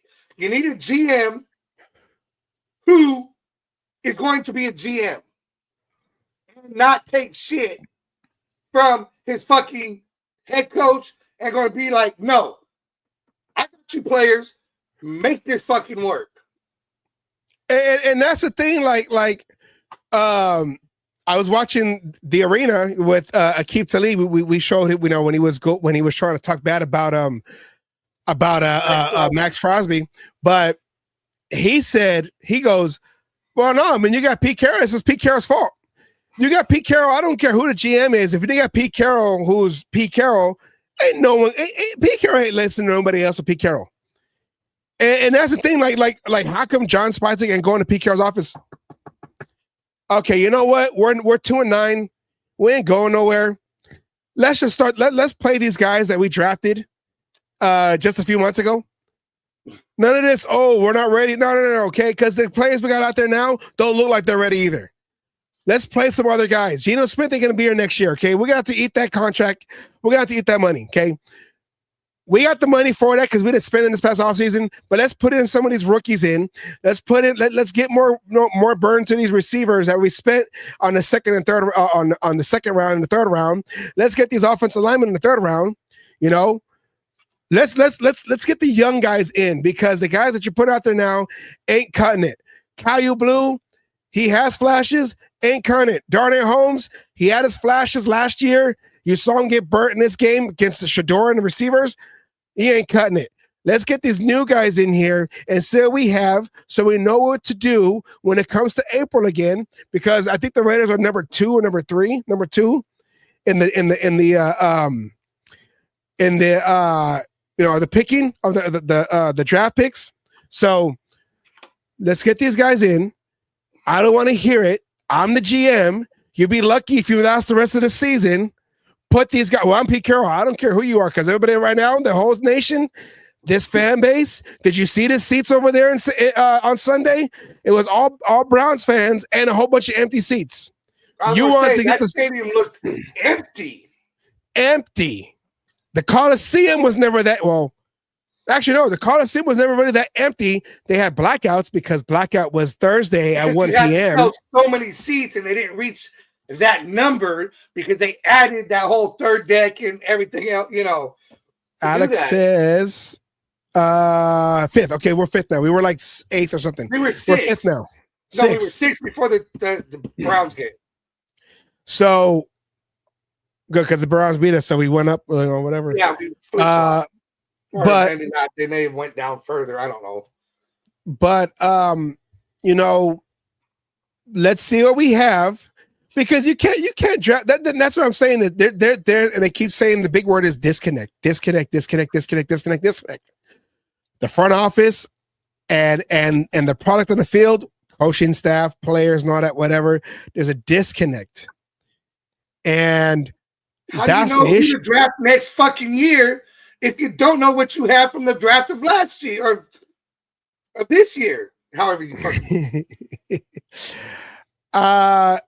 Do you think that we're going to Tennessee winning? We won't get first unless Tennessee wins. Do you think, looking at this schedule, maybe outside of the Texans, I don't know, New York, outside of the Giants? The Giants have beaten good teams and played well when Jackson Dart's in there. Yeah, and he's in concussion protocol right now. I think he should be cleared. Hopefully, I don't know. I won't say hopefully, but I don't know yet. We haven't heard. They're saying he should play, but he's just got to. I would say we finish, and not even to tank on purpose, like just not like the way they look out there. If you keep putting Geno Smith out there, we're guaranteed number 2. We're guaranteed second pick overall. Guaranteed second pick overall. Well, I mean, you look at that. I mean, there's only 2 games you could say there's a possibility of winning. And like you said, it's the Texans and possibly the Giants. We're losing next week. They're playing well. Okay. The Broncos, who are in first place fucking right now, probably going to fucking lose that game. Eagles going to wipe their asses with us. Yeah. Right? Yeah. The tush push. Texans, possibility. It all depends on, what happens. The availability of the quarterback. Giants, who knows where they are? They're probably going to be playing everybody. I mean, we may be up against Kansas City's second or third stringers. No. Hold on. I'm going to say, if things go well for them and they got wild cards, sealed up, but with the way things have been looking and the way they've been playing, and they're probably going to need to beat us for an opportunity to make the playoffs. So that game's probably going to be a fucking loss. We might only have 2 fucking wins this whole season. Okay, well, so let me ask you this. Not that, okay, because tired of seeing losing Raider football, but this is it's like every year when you actually last year and this year, because the years before it was we're on the brink, and then we get that one bad loss, or just that one loss where we could have won it, and then we're out of the playoff picture, like in week like 16, 15, 16, whatever. So last year and this year, we're in this picture right now, okay, and it's don't start winning meaningless games if we can get us to a higher position where we can for the most part control our destiny, which player we want in the draft. So with that saying, if we continue with Geno Smith, and he is tired, which you know we fucking will.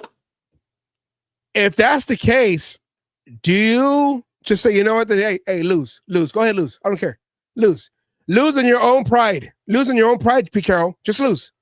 I mean, you already know it ain't working. If it gets Geno Smith and Pete Carroll out, yes. I don't want to do it for the draft pick because you know what? Picking that high, we have not been successful. It's going to depend on who you get in. But if it is just to, get rid of Pete Carroll and Geno Smith, yes, fucking lose your ass. Just get rid of those two, yes. Okay. Fuck, I'll give back the 2 wins we got for the season for losses just to get them gone. And I agree, Alex. The favoritism is why I want Pete Carroll gone. The mind games he wants to play with your good players. A JPJ really has to fucking compete for his job. Yeah. And he's your second best offensive lineman in year 2. But he's got to compete while a fucking Geno Smith continues to fucking look like a little bitch on the field and play the worst football I've seen out of quarterbacks. Gets to start. I wonder if the Raiders, can I get hired by the Raiders and get fired 11 months later and be set for life? Right? Do they, I mean, John Gruden resigned, but John Gruden, McDaniels, AP probably wasn't a big contract, but still. Now, Pete Carroll, I don't know. But let me ask you, Asadam. Actually, wait, I want to play something real quick. Before I get to my last about this bullshit. Yes, before I get to my to the last topic of the Raiders.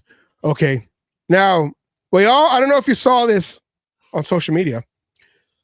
I saw this on Twitter, but there was a little argument. Anna was talking about this. A little argument with Max Crosby and Landon Roberts. Now, this is, of course, like we're losing to Shorter Sanders. And we're the way that screen pass, okay. I got a max facts for you, okay. Let's play this real quick, and then we'll talk about it real quick. So this right here, it's like, the team is in disarray. Everything's falling apart. Our strongest unit, the defense, is now showing structural damage. Okay. With your middle linebacker and your star defender, who's been the only guy that shows up to work, Max Crosby. So here's what Max Crosby has to say about that and the firing of Chip Kelly. Here we go.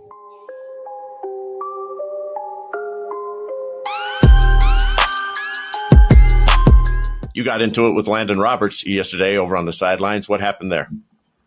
Yeah, that's part of the game. Sometimes in the heat of the moment, we're grown men, and people are going to have their opinions on certain things, and it goes both ways. And when you have good relationships with your teammates and you're actually close, like sometimes you're going to fight. It's just like having a brother.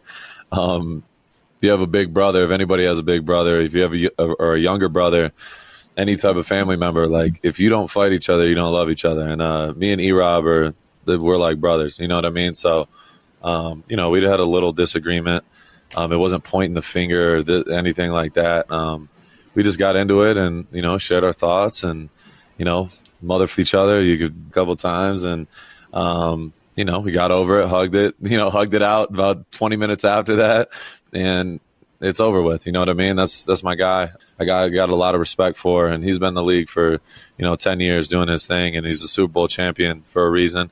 So that's just part of the game. Everyone's gonna, especially when you're losing. I think people want to take every little thing into out of context, and sometimes it's true. Like sometimes it could be toxic or whatever. Like it's not like that at all. Especially with a guy like E-Rob, like me and E-Rob are boys, and we're in a great place, and we're all good. So last night after the game, Chip Kelly, the offensive coordinator, was fired. The offense has not performed well. It has been a struggle to score points, and Pete Carroll informed Coach Kelly that he'll no longer be in that position and with the team. What's your reaction to the changing of staff?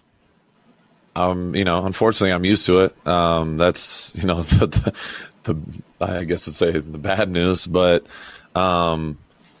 Chip, honestly, since Chip's a guy that I've had a lot of respect for from afar, and what he's done over his career. Everyone knows that. Growing up, I was a big Buckeye fan. My dad is a huge Ohio State fan, and so them, winning the Natty last year, I was super excited about him coming here. When Chip was here, he was always good to me, and we had a cool relationship. Unfortunately, this is a production-based business, and if the job, if the offense is struggling, I feel like it comes down to, it's production at the end of the day, and the offense has been struggling, and felt like we needed to make a change. So that's above my pay grade. But at the end of the day, wish the best for Chip. And, I know he'll be back, doing his thing soon. I mean, when you got this is your true leader, okay, for the Raiders. It's one of those, well, I'm used to it, whatever, I'm still dedicated to this team, dedicated to the Shield, dedicated to this fan base. It is what it is, and then Alpha's going to fight. Alphas are going to fight.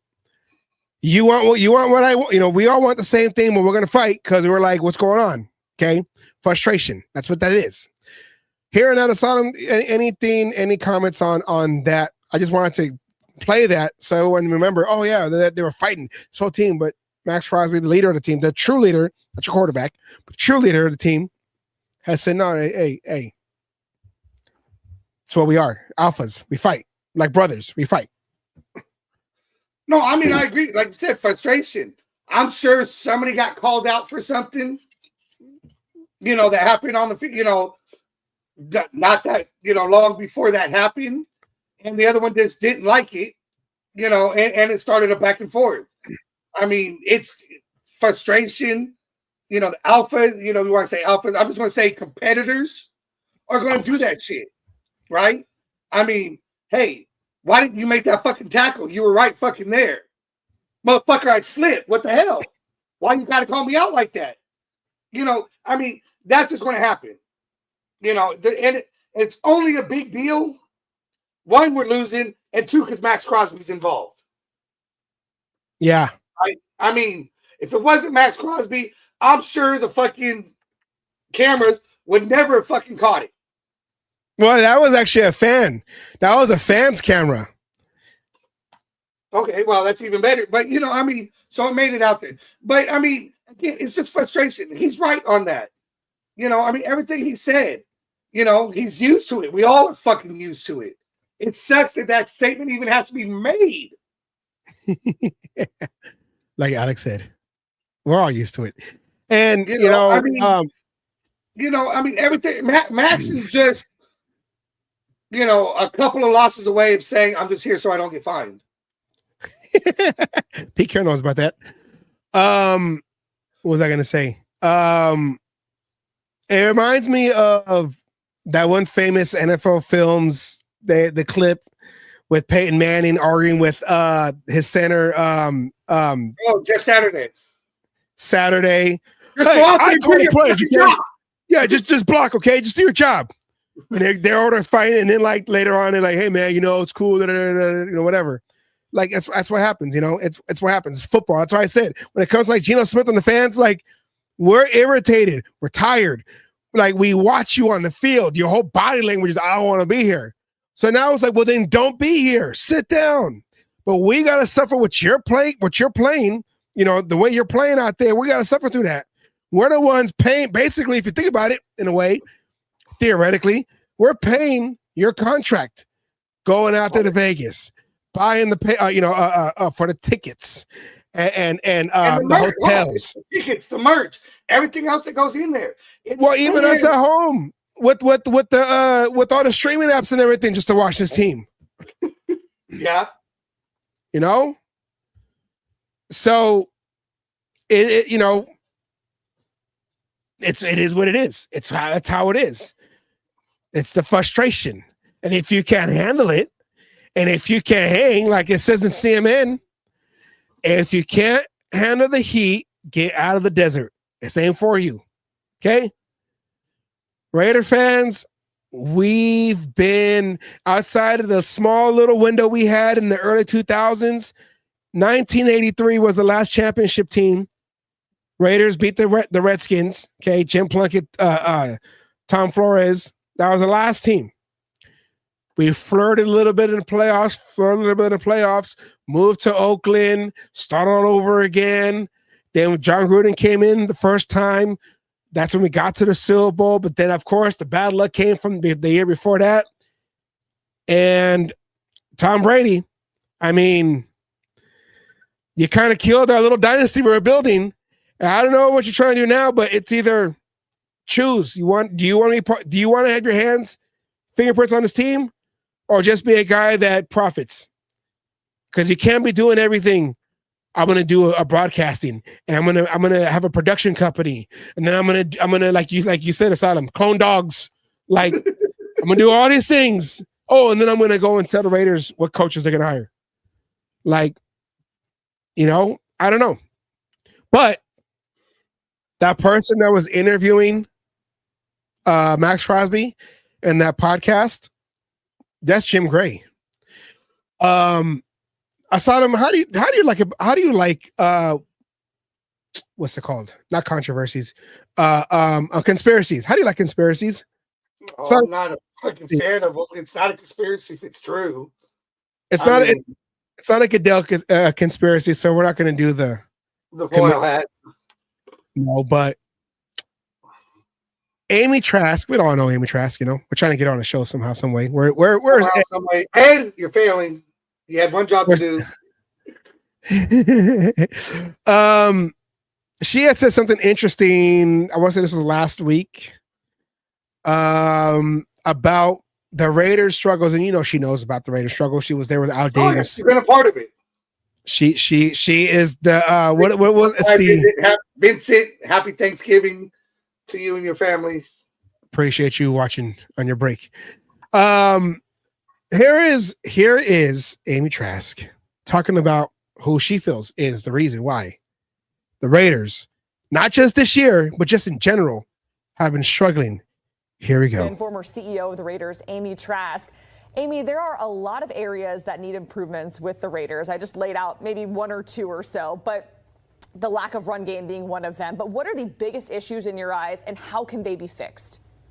Well, Jacqueline, you, of course, identified on-field problems, and there are, of course, on-field problems. But there are also a lot of problems off the field, behind the scenes. And many people will assume when I say behind the scenes that I'm referring to Tom Brady, but I'm not. The individual who orchestrated Tom's purchase in the Raiders of the limited partnership interest in the Raiders, Jim Gray, has been working to orchestrate the purchase of an interest in the Raiders since Al was alive and we were in the process of selling a minority interest in the team. Well, he finally orchestrated that purchase, and he is now involved in every aspect, or almost every aspect, of the organization. And this is having an impact on the organization, not only off the field, but on the field. So look, Pete Carroll is a very good head coach. But the problems we're seeing on the field are related to the problems that are rampant throughout the organization. They've got to fix the off-field, behind-the-scenes issues in order to give Pete a chance to be his best, which he can be, and address the problems on the field. Okay, Asylum. And put the what Pig's Pig said. Pig's Pig had said, yeah.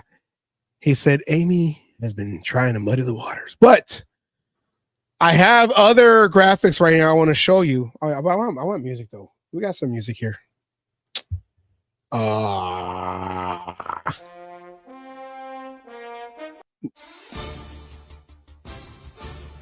We need new music. Anyways, we've grown. We Arcadia, get on that. Well, it's not good no more. Okay, now this is not saying Amy is the truth and everything like that, but this is more so because I do a lot of going through a Twitter, because that's where you see like all the under news and everything, and all these people with their theories and all that, almost kind of like a Reddit, but whatever. Anyways, here's this guy Murph. Murph has a Raider fans radio, and if Raider Rob is watching this, I apologize. You know, if you know, you know. But here we go. Okay. Now, this is on Twitter. He did a whole thread. Okay, this is what he says. Did my best to sum up this whole Jim Gray thing. The dysfunction is strong with this one. Meet Jim Gray, a 70-year-old broadcaster that has quietly become the most powerful man in the building who doesn't actually own the team yet. Yeah. Someone inside the Raiders facility described Jim Gray as Mark Davis, a shadow owner, not a minority partner on paper, but the dude's fingerprints are on every major decision since the move to Vegas. Hiring searches, yes. And remember, he was part of that group. It was like him and I forgot Seymour, you know, those guys when they were trying to hire coaches. Draft war room, installs, yep, allegedly. Okay. Amy Trask, the only human who ever told Al Davis no, and Liv said on her podcast last week, Jim has had hands in every corner of that organization. We just watched that just now.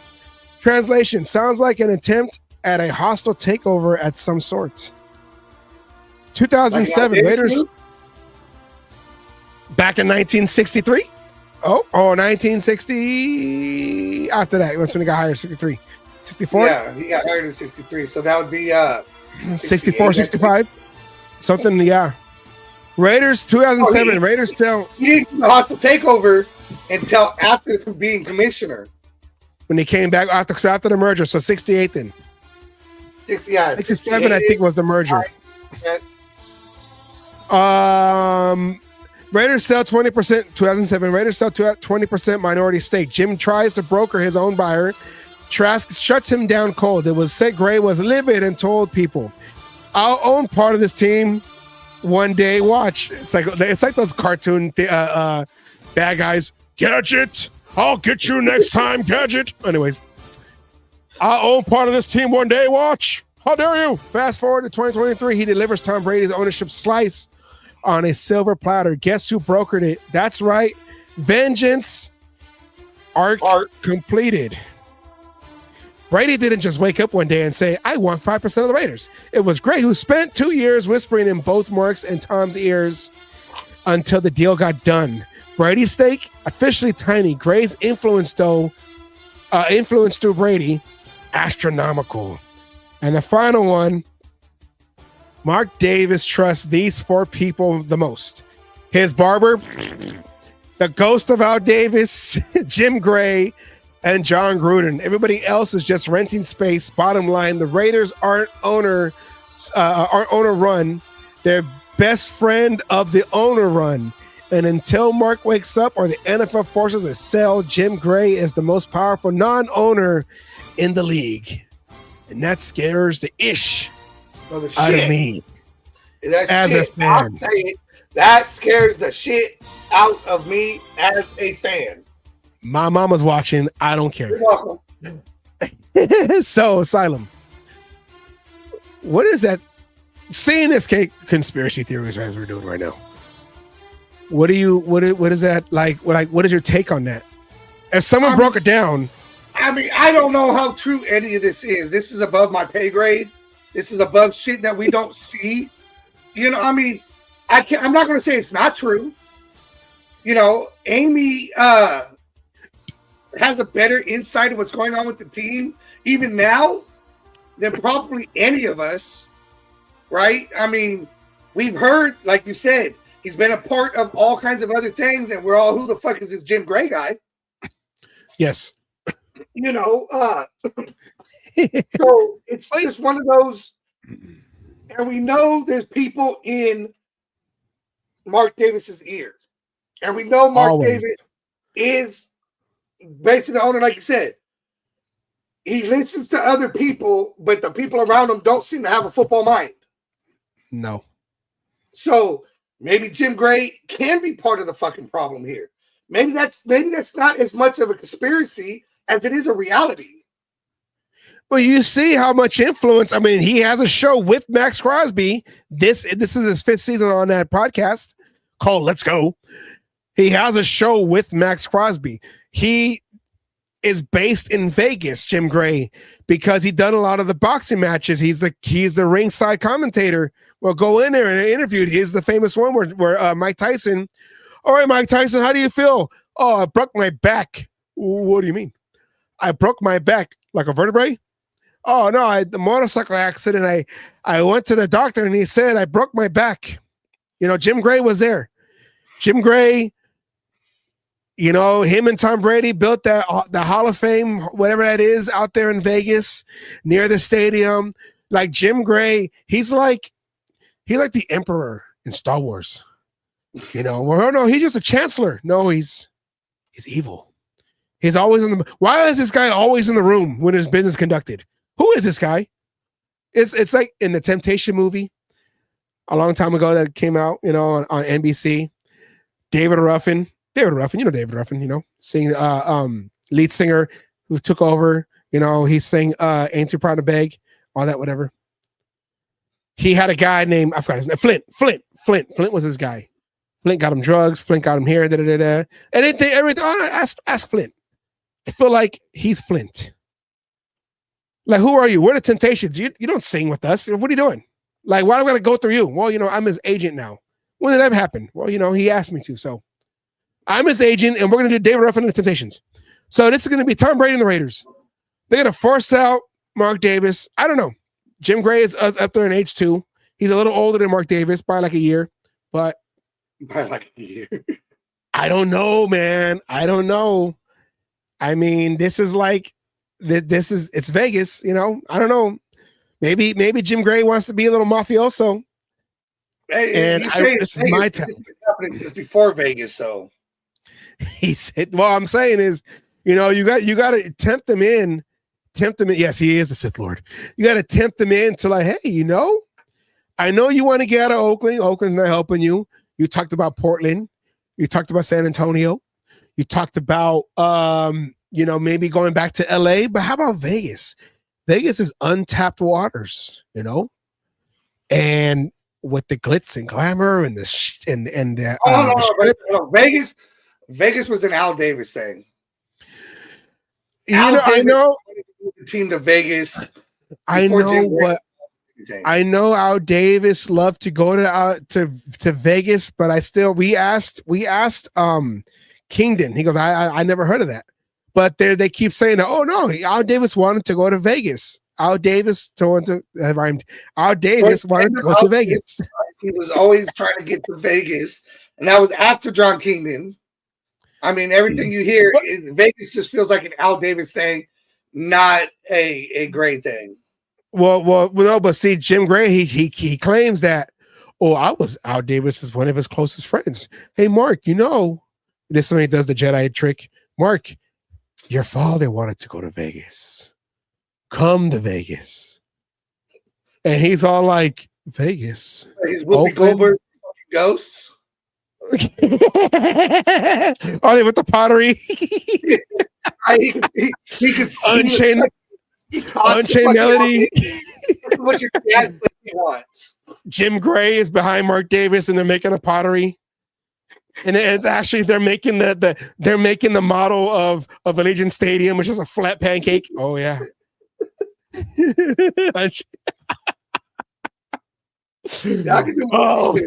Speaking of movie references, you took it to Ghost. 6 A's are coming to Las Vegas. That just came out of left field. Jim Gray said, "Oh, we could bring the A's too." Oh yeah, whatever. Anyways, I don't know, and it scares me because Sith Lord moves. It scares me because whatever happens, us fans are the ones that we're either going to benefit from it or for the last 20 something years suffer from it. And that's where it's like the head of the snake is basically that's the ownership. That's those guys up there, the head of the snake. If they're all whatever, the rest of the team is just all whatever, We've talked about before on how there needs to be changes in the front office, right? And we're not talking about just GM and shit like that. There was too many people in too many positions that just didn't need to be. And what we have heard was Tom Brady had done away with a lot of that. Maybe there needs to be one more that he needs to say, hey, you're actually not an employee here. So you can sit out of this board meeting while we handle Raider business. Yeah. Or what if Jim Gray is Tom Brady's stand-in, and he's all like, you know what, Brady, they didn't cover that topic. You should go over there and intervene. Okay, here comes Tom Brady. What? That's not what happened. No, we have no, so I'm going into a whole Star Wars sci-fi thing right now. Okay. Anyways, okay. One thing that we do need to keep an eye on as we go into this next off season. Okay, so put it on notice, everybody who's watching, keep it on notice. Okay, let's go into our own business, Asylum, because we have a fantasy team, and it's the last week to qualify for the playoffs. I got a question for you. I don't want to hear it. I got a question for you. What? It's two questions. First off, when do I get my burrito?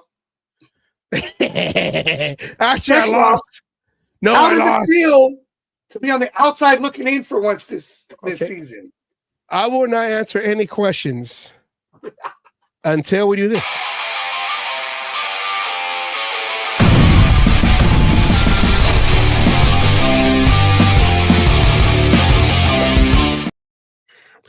Okay, Asylum. We need more music again, but I already played one song, so let me do the other one right here. Right here. Yes. Asylum, I don't like your attitude, okay? Because you beat me this last week. Okay? I don't like it one bit. What happened to we were protesting, huh? What happened to we were protesting this league all of a sudden? I'm still under protest. No. And you know what? Pigs Pig though. Pigs Pig has been in the zone the last couple of weeks, but let's go look at the scores real quick, okay?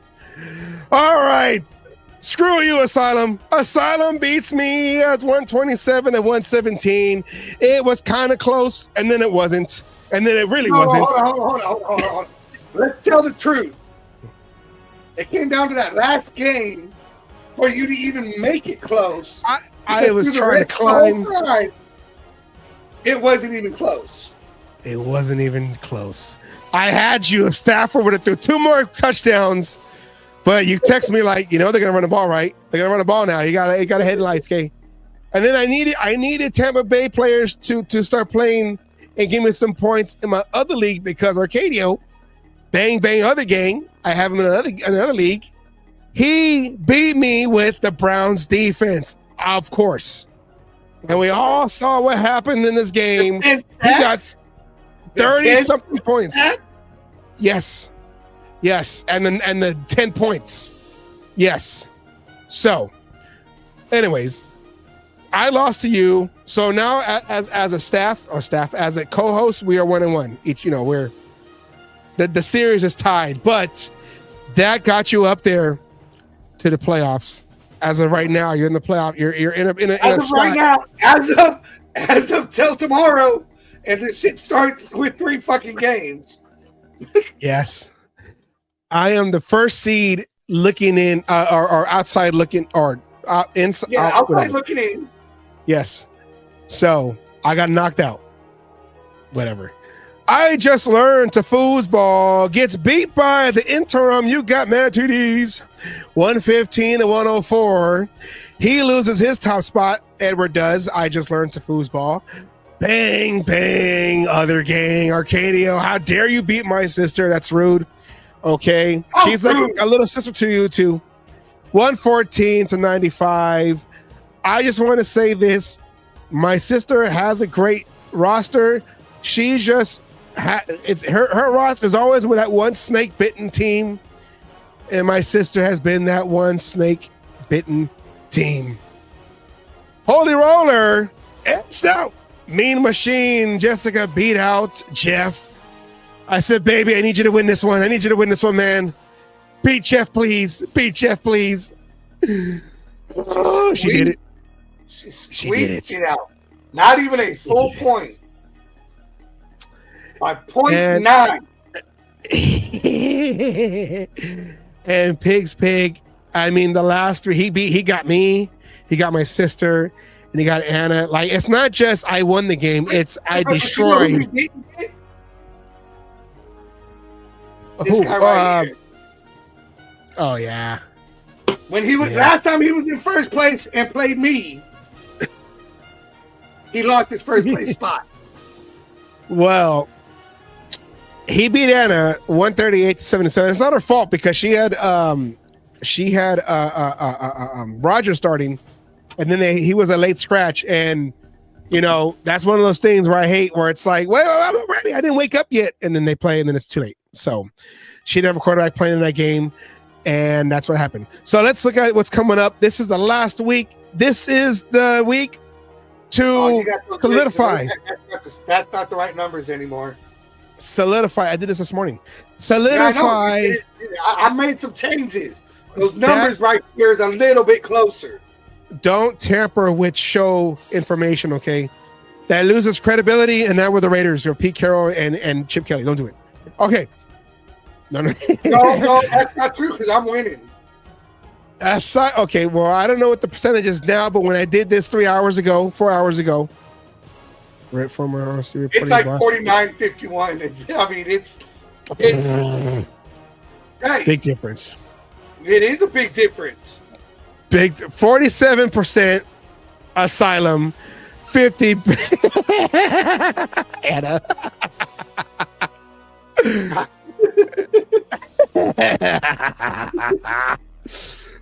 Blame Geno. Asylum 47% as of 3 hours ago. I don't know if what he said he changed things up. I don't know. To the interim, you got Mad TD's Angel, 53%. I'm actually nervous about this game. I'm not gonna lie. Hey, I have to win. Spoiler. I have to win to stay in. I'm in the playoffs, and Mr. over there trying to have 3 chances to keep the belt in his house. That's only rude. Down to 1. That's rude. I go against my sister. She has a 61% chance to my 39 to beat me.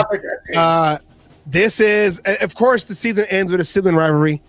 You know, I'll see her tomorrow. Yeah, regular season does. Yeah, you're right. Okay. Regular season, you know. So she is slotted to beat me 61-93, 39. Mean Machine. And I learned, you know, I just learned football. Edward. This isn't prescription sunglasses. He is a 52 to 48% chance of beating Edward. That's still a close game. All these games are close. Okay, hey, except for me Edward, and my sister. As much as I don't want to root for you to win, help a brother out. He is. I need you all to come through. He is 48% to because he's a top seed, so 48% chance of beating Jeff.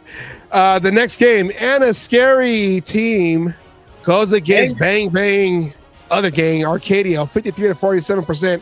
Arcadio does have a spot right now in the playoffs, but you used to say Anna can spoil that. I hope she does. And Pig's Pig and Holy Roller.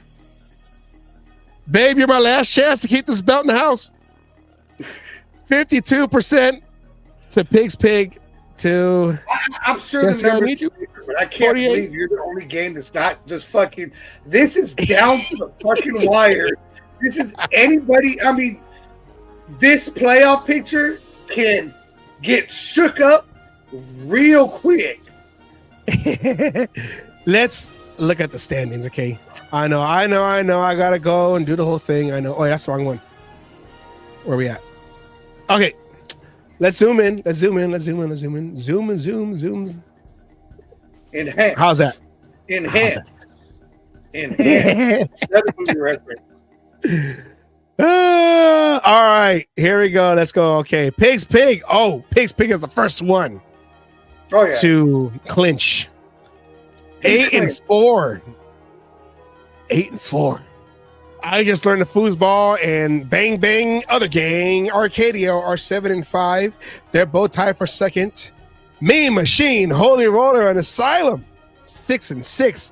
800 coming in, and then me looking outside the door like a Mervin's commercial. Open. 6-6. I have the same record, but because Asylum beat me in this last matchup, he gets the edge, I guess. No, that's not. You got that? It goes by. I don't want to hear it. I don't want to hear it. Okay. It goes by total points. I am now protesting because I feel like favoritism is. You got Matt TDs 5-7, tied with Anna at 5-7. Everyone, give him props for what he did. He took over a team that wasn't. He came in at the bottom, and he's the interim. He came in at the bottom, and he actually, depending on, like I said, depending on how things go, he beats me. Other people lose and shit. He actually has a chance of making the playoffs here. Interim. I feel bad for my sister. She's the first one to be eliminated. But you know what? My sister has not. She has not quit. Even when it looked bad, she got frustrated, but she never quit. So I want to say that much. Like somebody else. That's why we have it here. Where is? What do you now look we for? need to find. I want to find the. I'll find it right here. Playoffs. Where is it at? Where is it at? Where is it at? Where is it at? Where is it at? Where is it at? Where is it at? Where is it at? Should be under Royal Rumble League. Go under league. And then where is it at?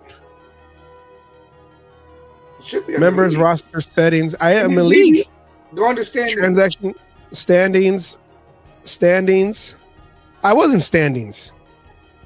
Stupid. I could do it on my phone, stupid thing, but I want to show it. Wow. Stupid computer. Oh, here we go. Stupid right there. here we Okay, let's look at this right here. Oh, I'm gonna hate this. Oh, wrong one. Where's my mouse? Mouse, come back. Here we go. Okay. Let's zoom out on this one because you got to see. Here is your playoff standings right now. Edward and Pig.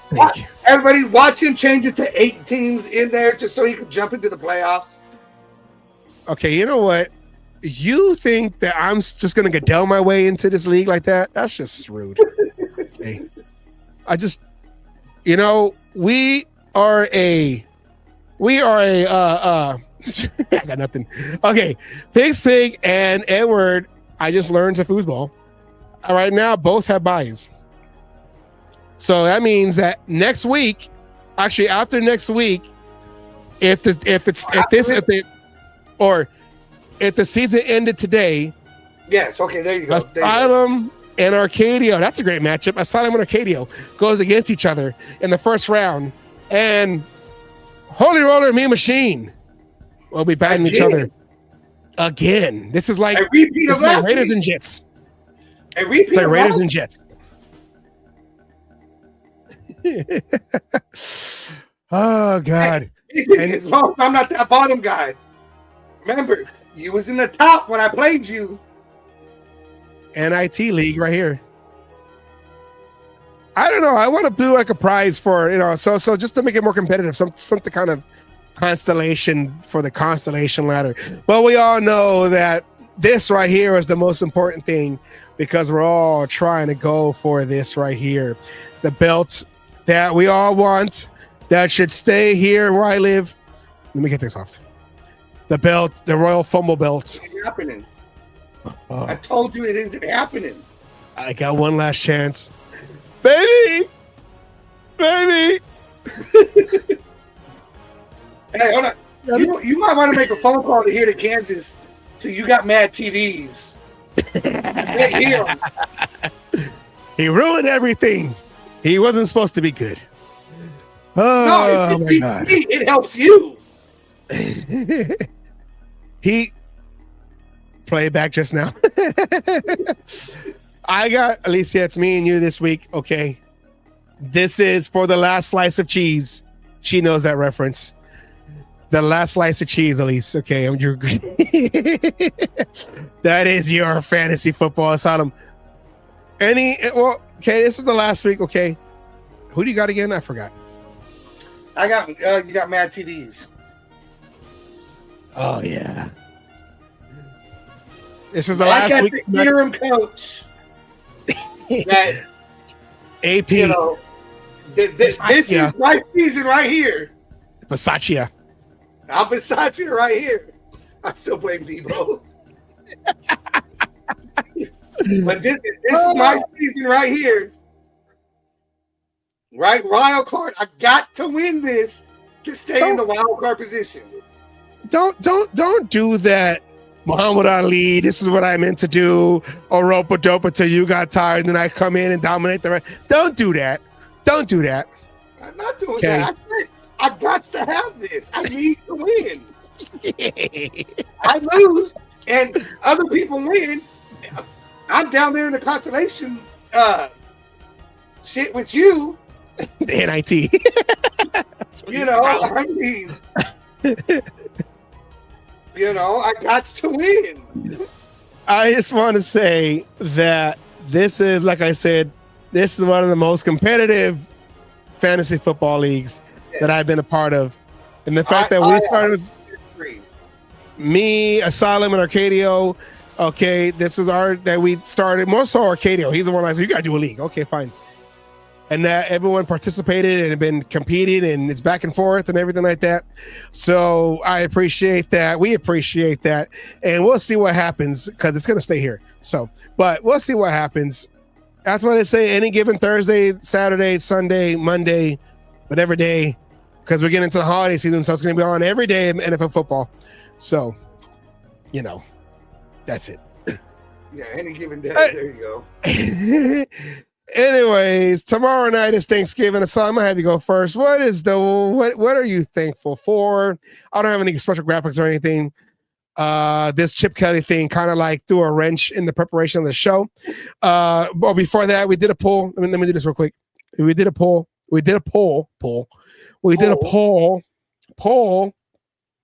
where it was who was the Raiders turkey of the season.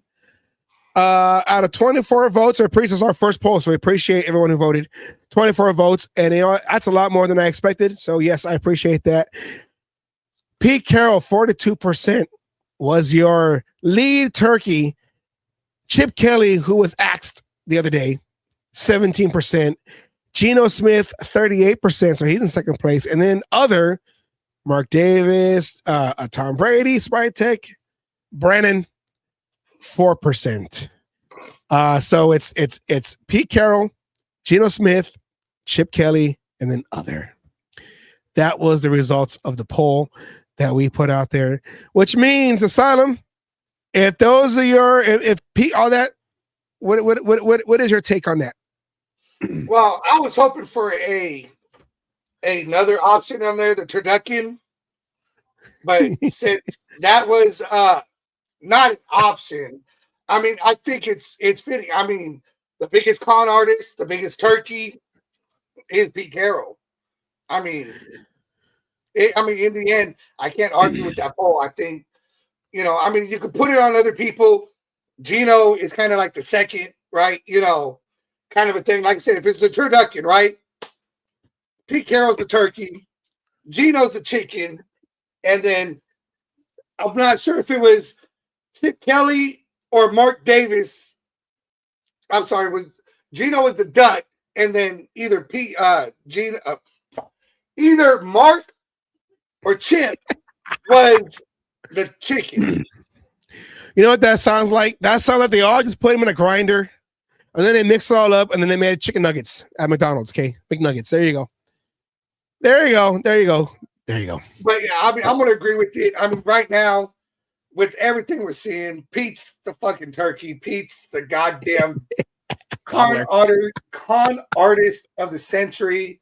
He's the guy who did put this Ponzi scheme together that got Mark Davis to bite hard, and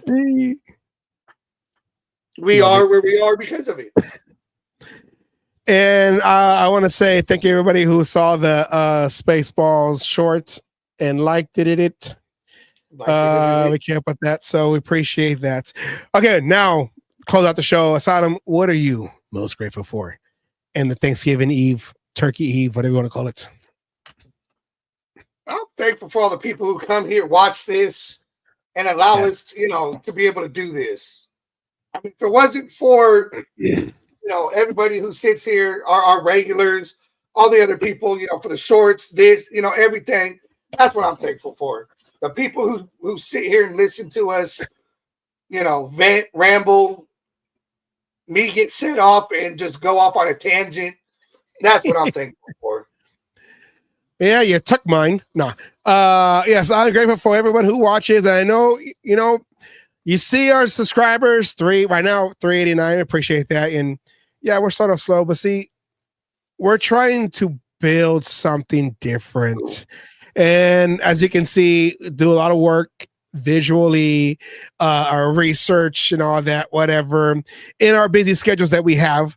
So that's why we do once a week and then the Friday in the season. So because we try to just put everything together and try to just be different than everybody else. But then also put a comedy twist. So we are your Raider Nation late night comedy show with information on that. We try to do all that. So segments and all that. So we appreciate those who are watching our little cult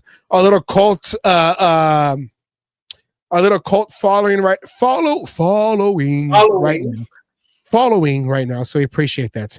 And also I appreciate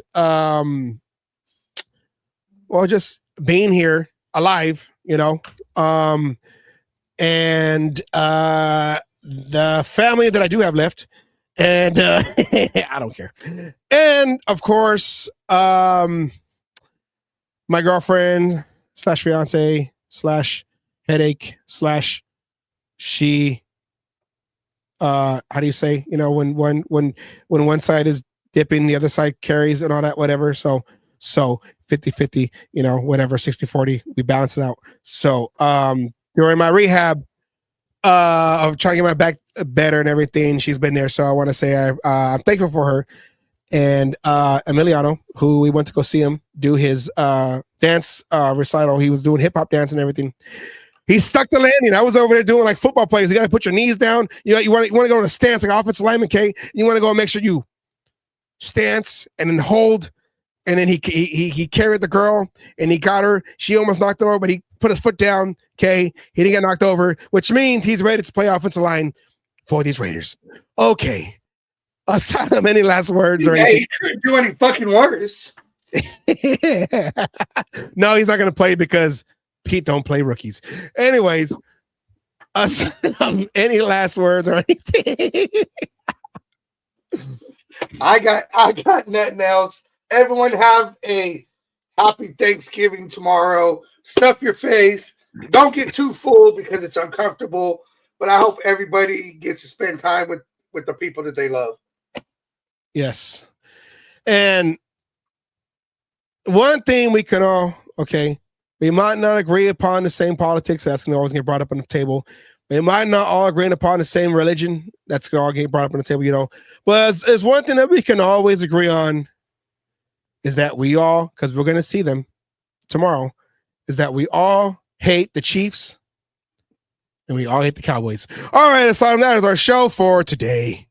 Come back on Friday, Black Friday, as we talk about, I don't know, they got the game, Charger game. So, well, keys of the game. Whatever. But we're going to go and do our thing because that's what we're doing. So, thank you very much. I am in Canada, but I'll join in on this joyful vibe. Hey! Thank you very much. We'll see you guys on Friday. Talk about this Charger game. And I guess more so Raider Nation giving Geno Smith his own bird because he is the bird or the duck. I don't know. Anyways, have a great Thanksgiving. Get full. Don't get too drunk if you have to work on Friday. And yeah, we'll see you on Friday. Appreciate you and take care. We end every show like we always do with the word from Coach Wallace, aka my Coach Wallace, aka Raider Milt. Keep his memory alive. Yes. All right. Take care and peace out.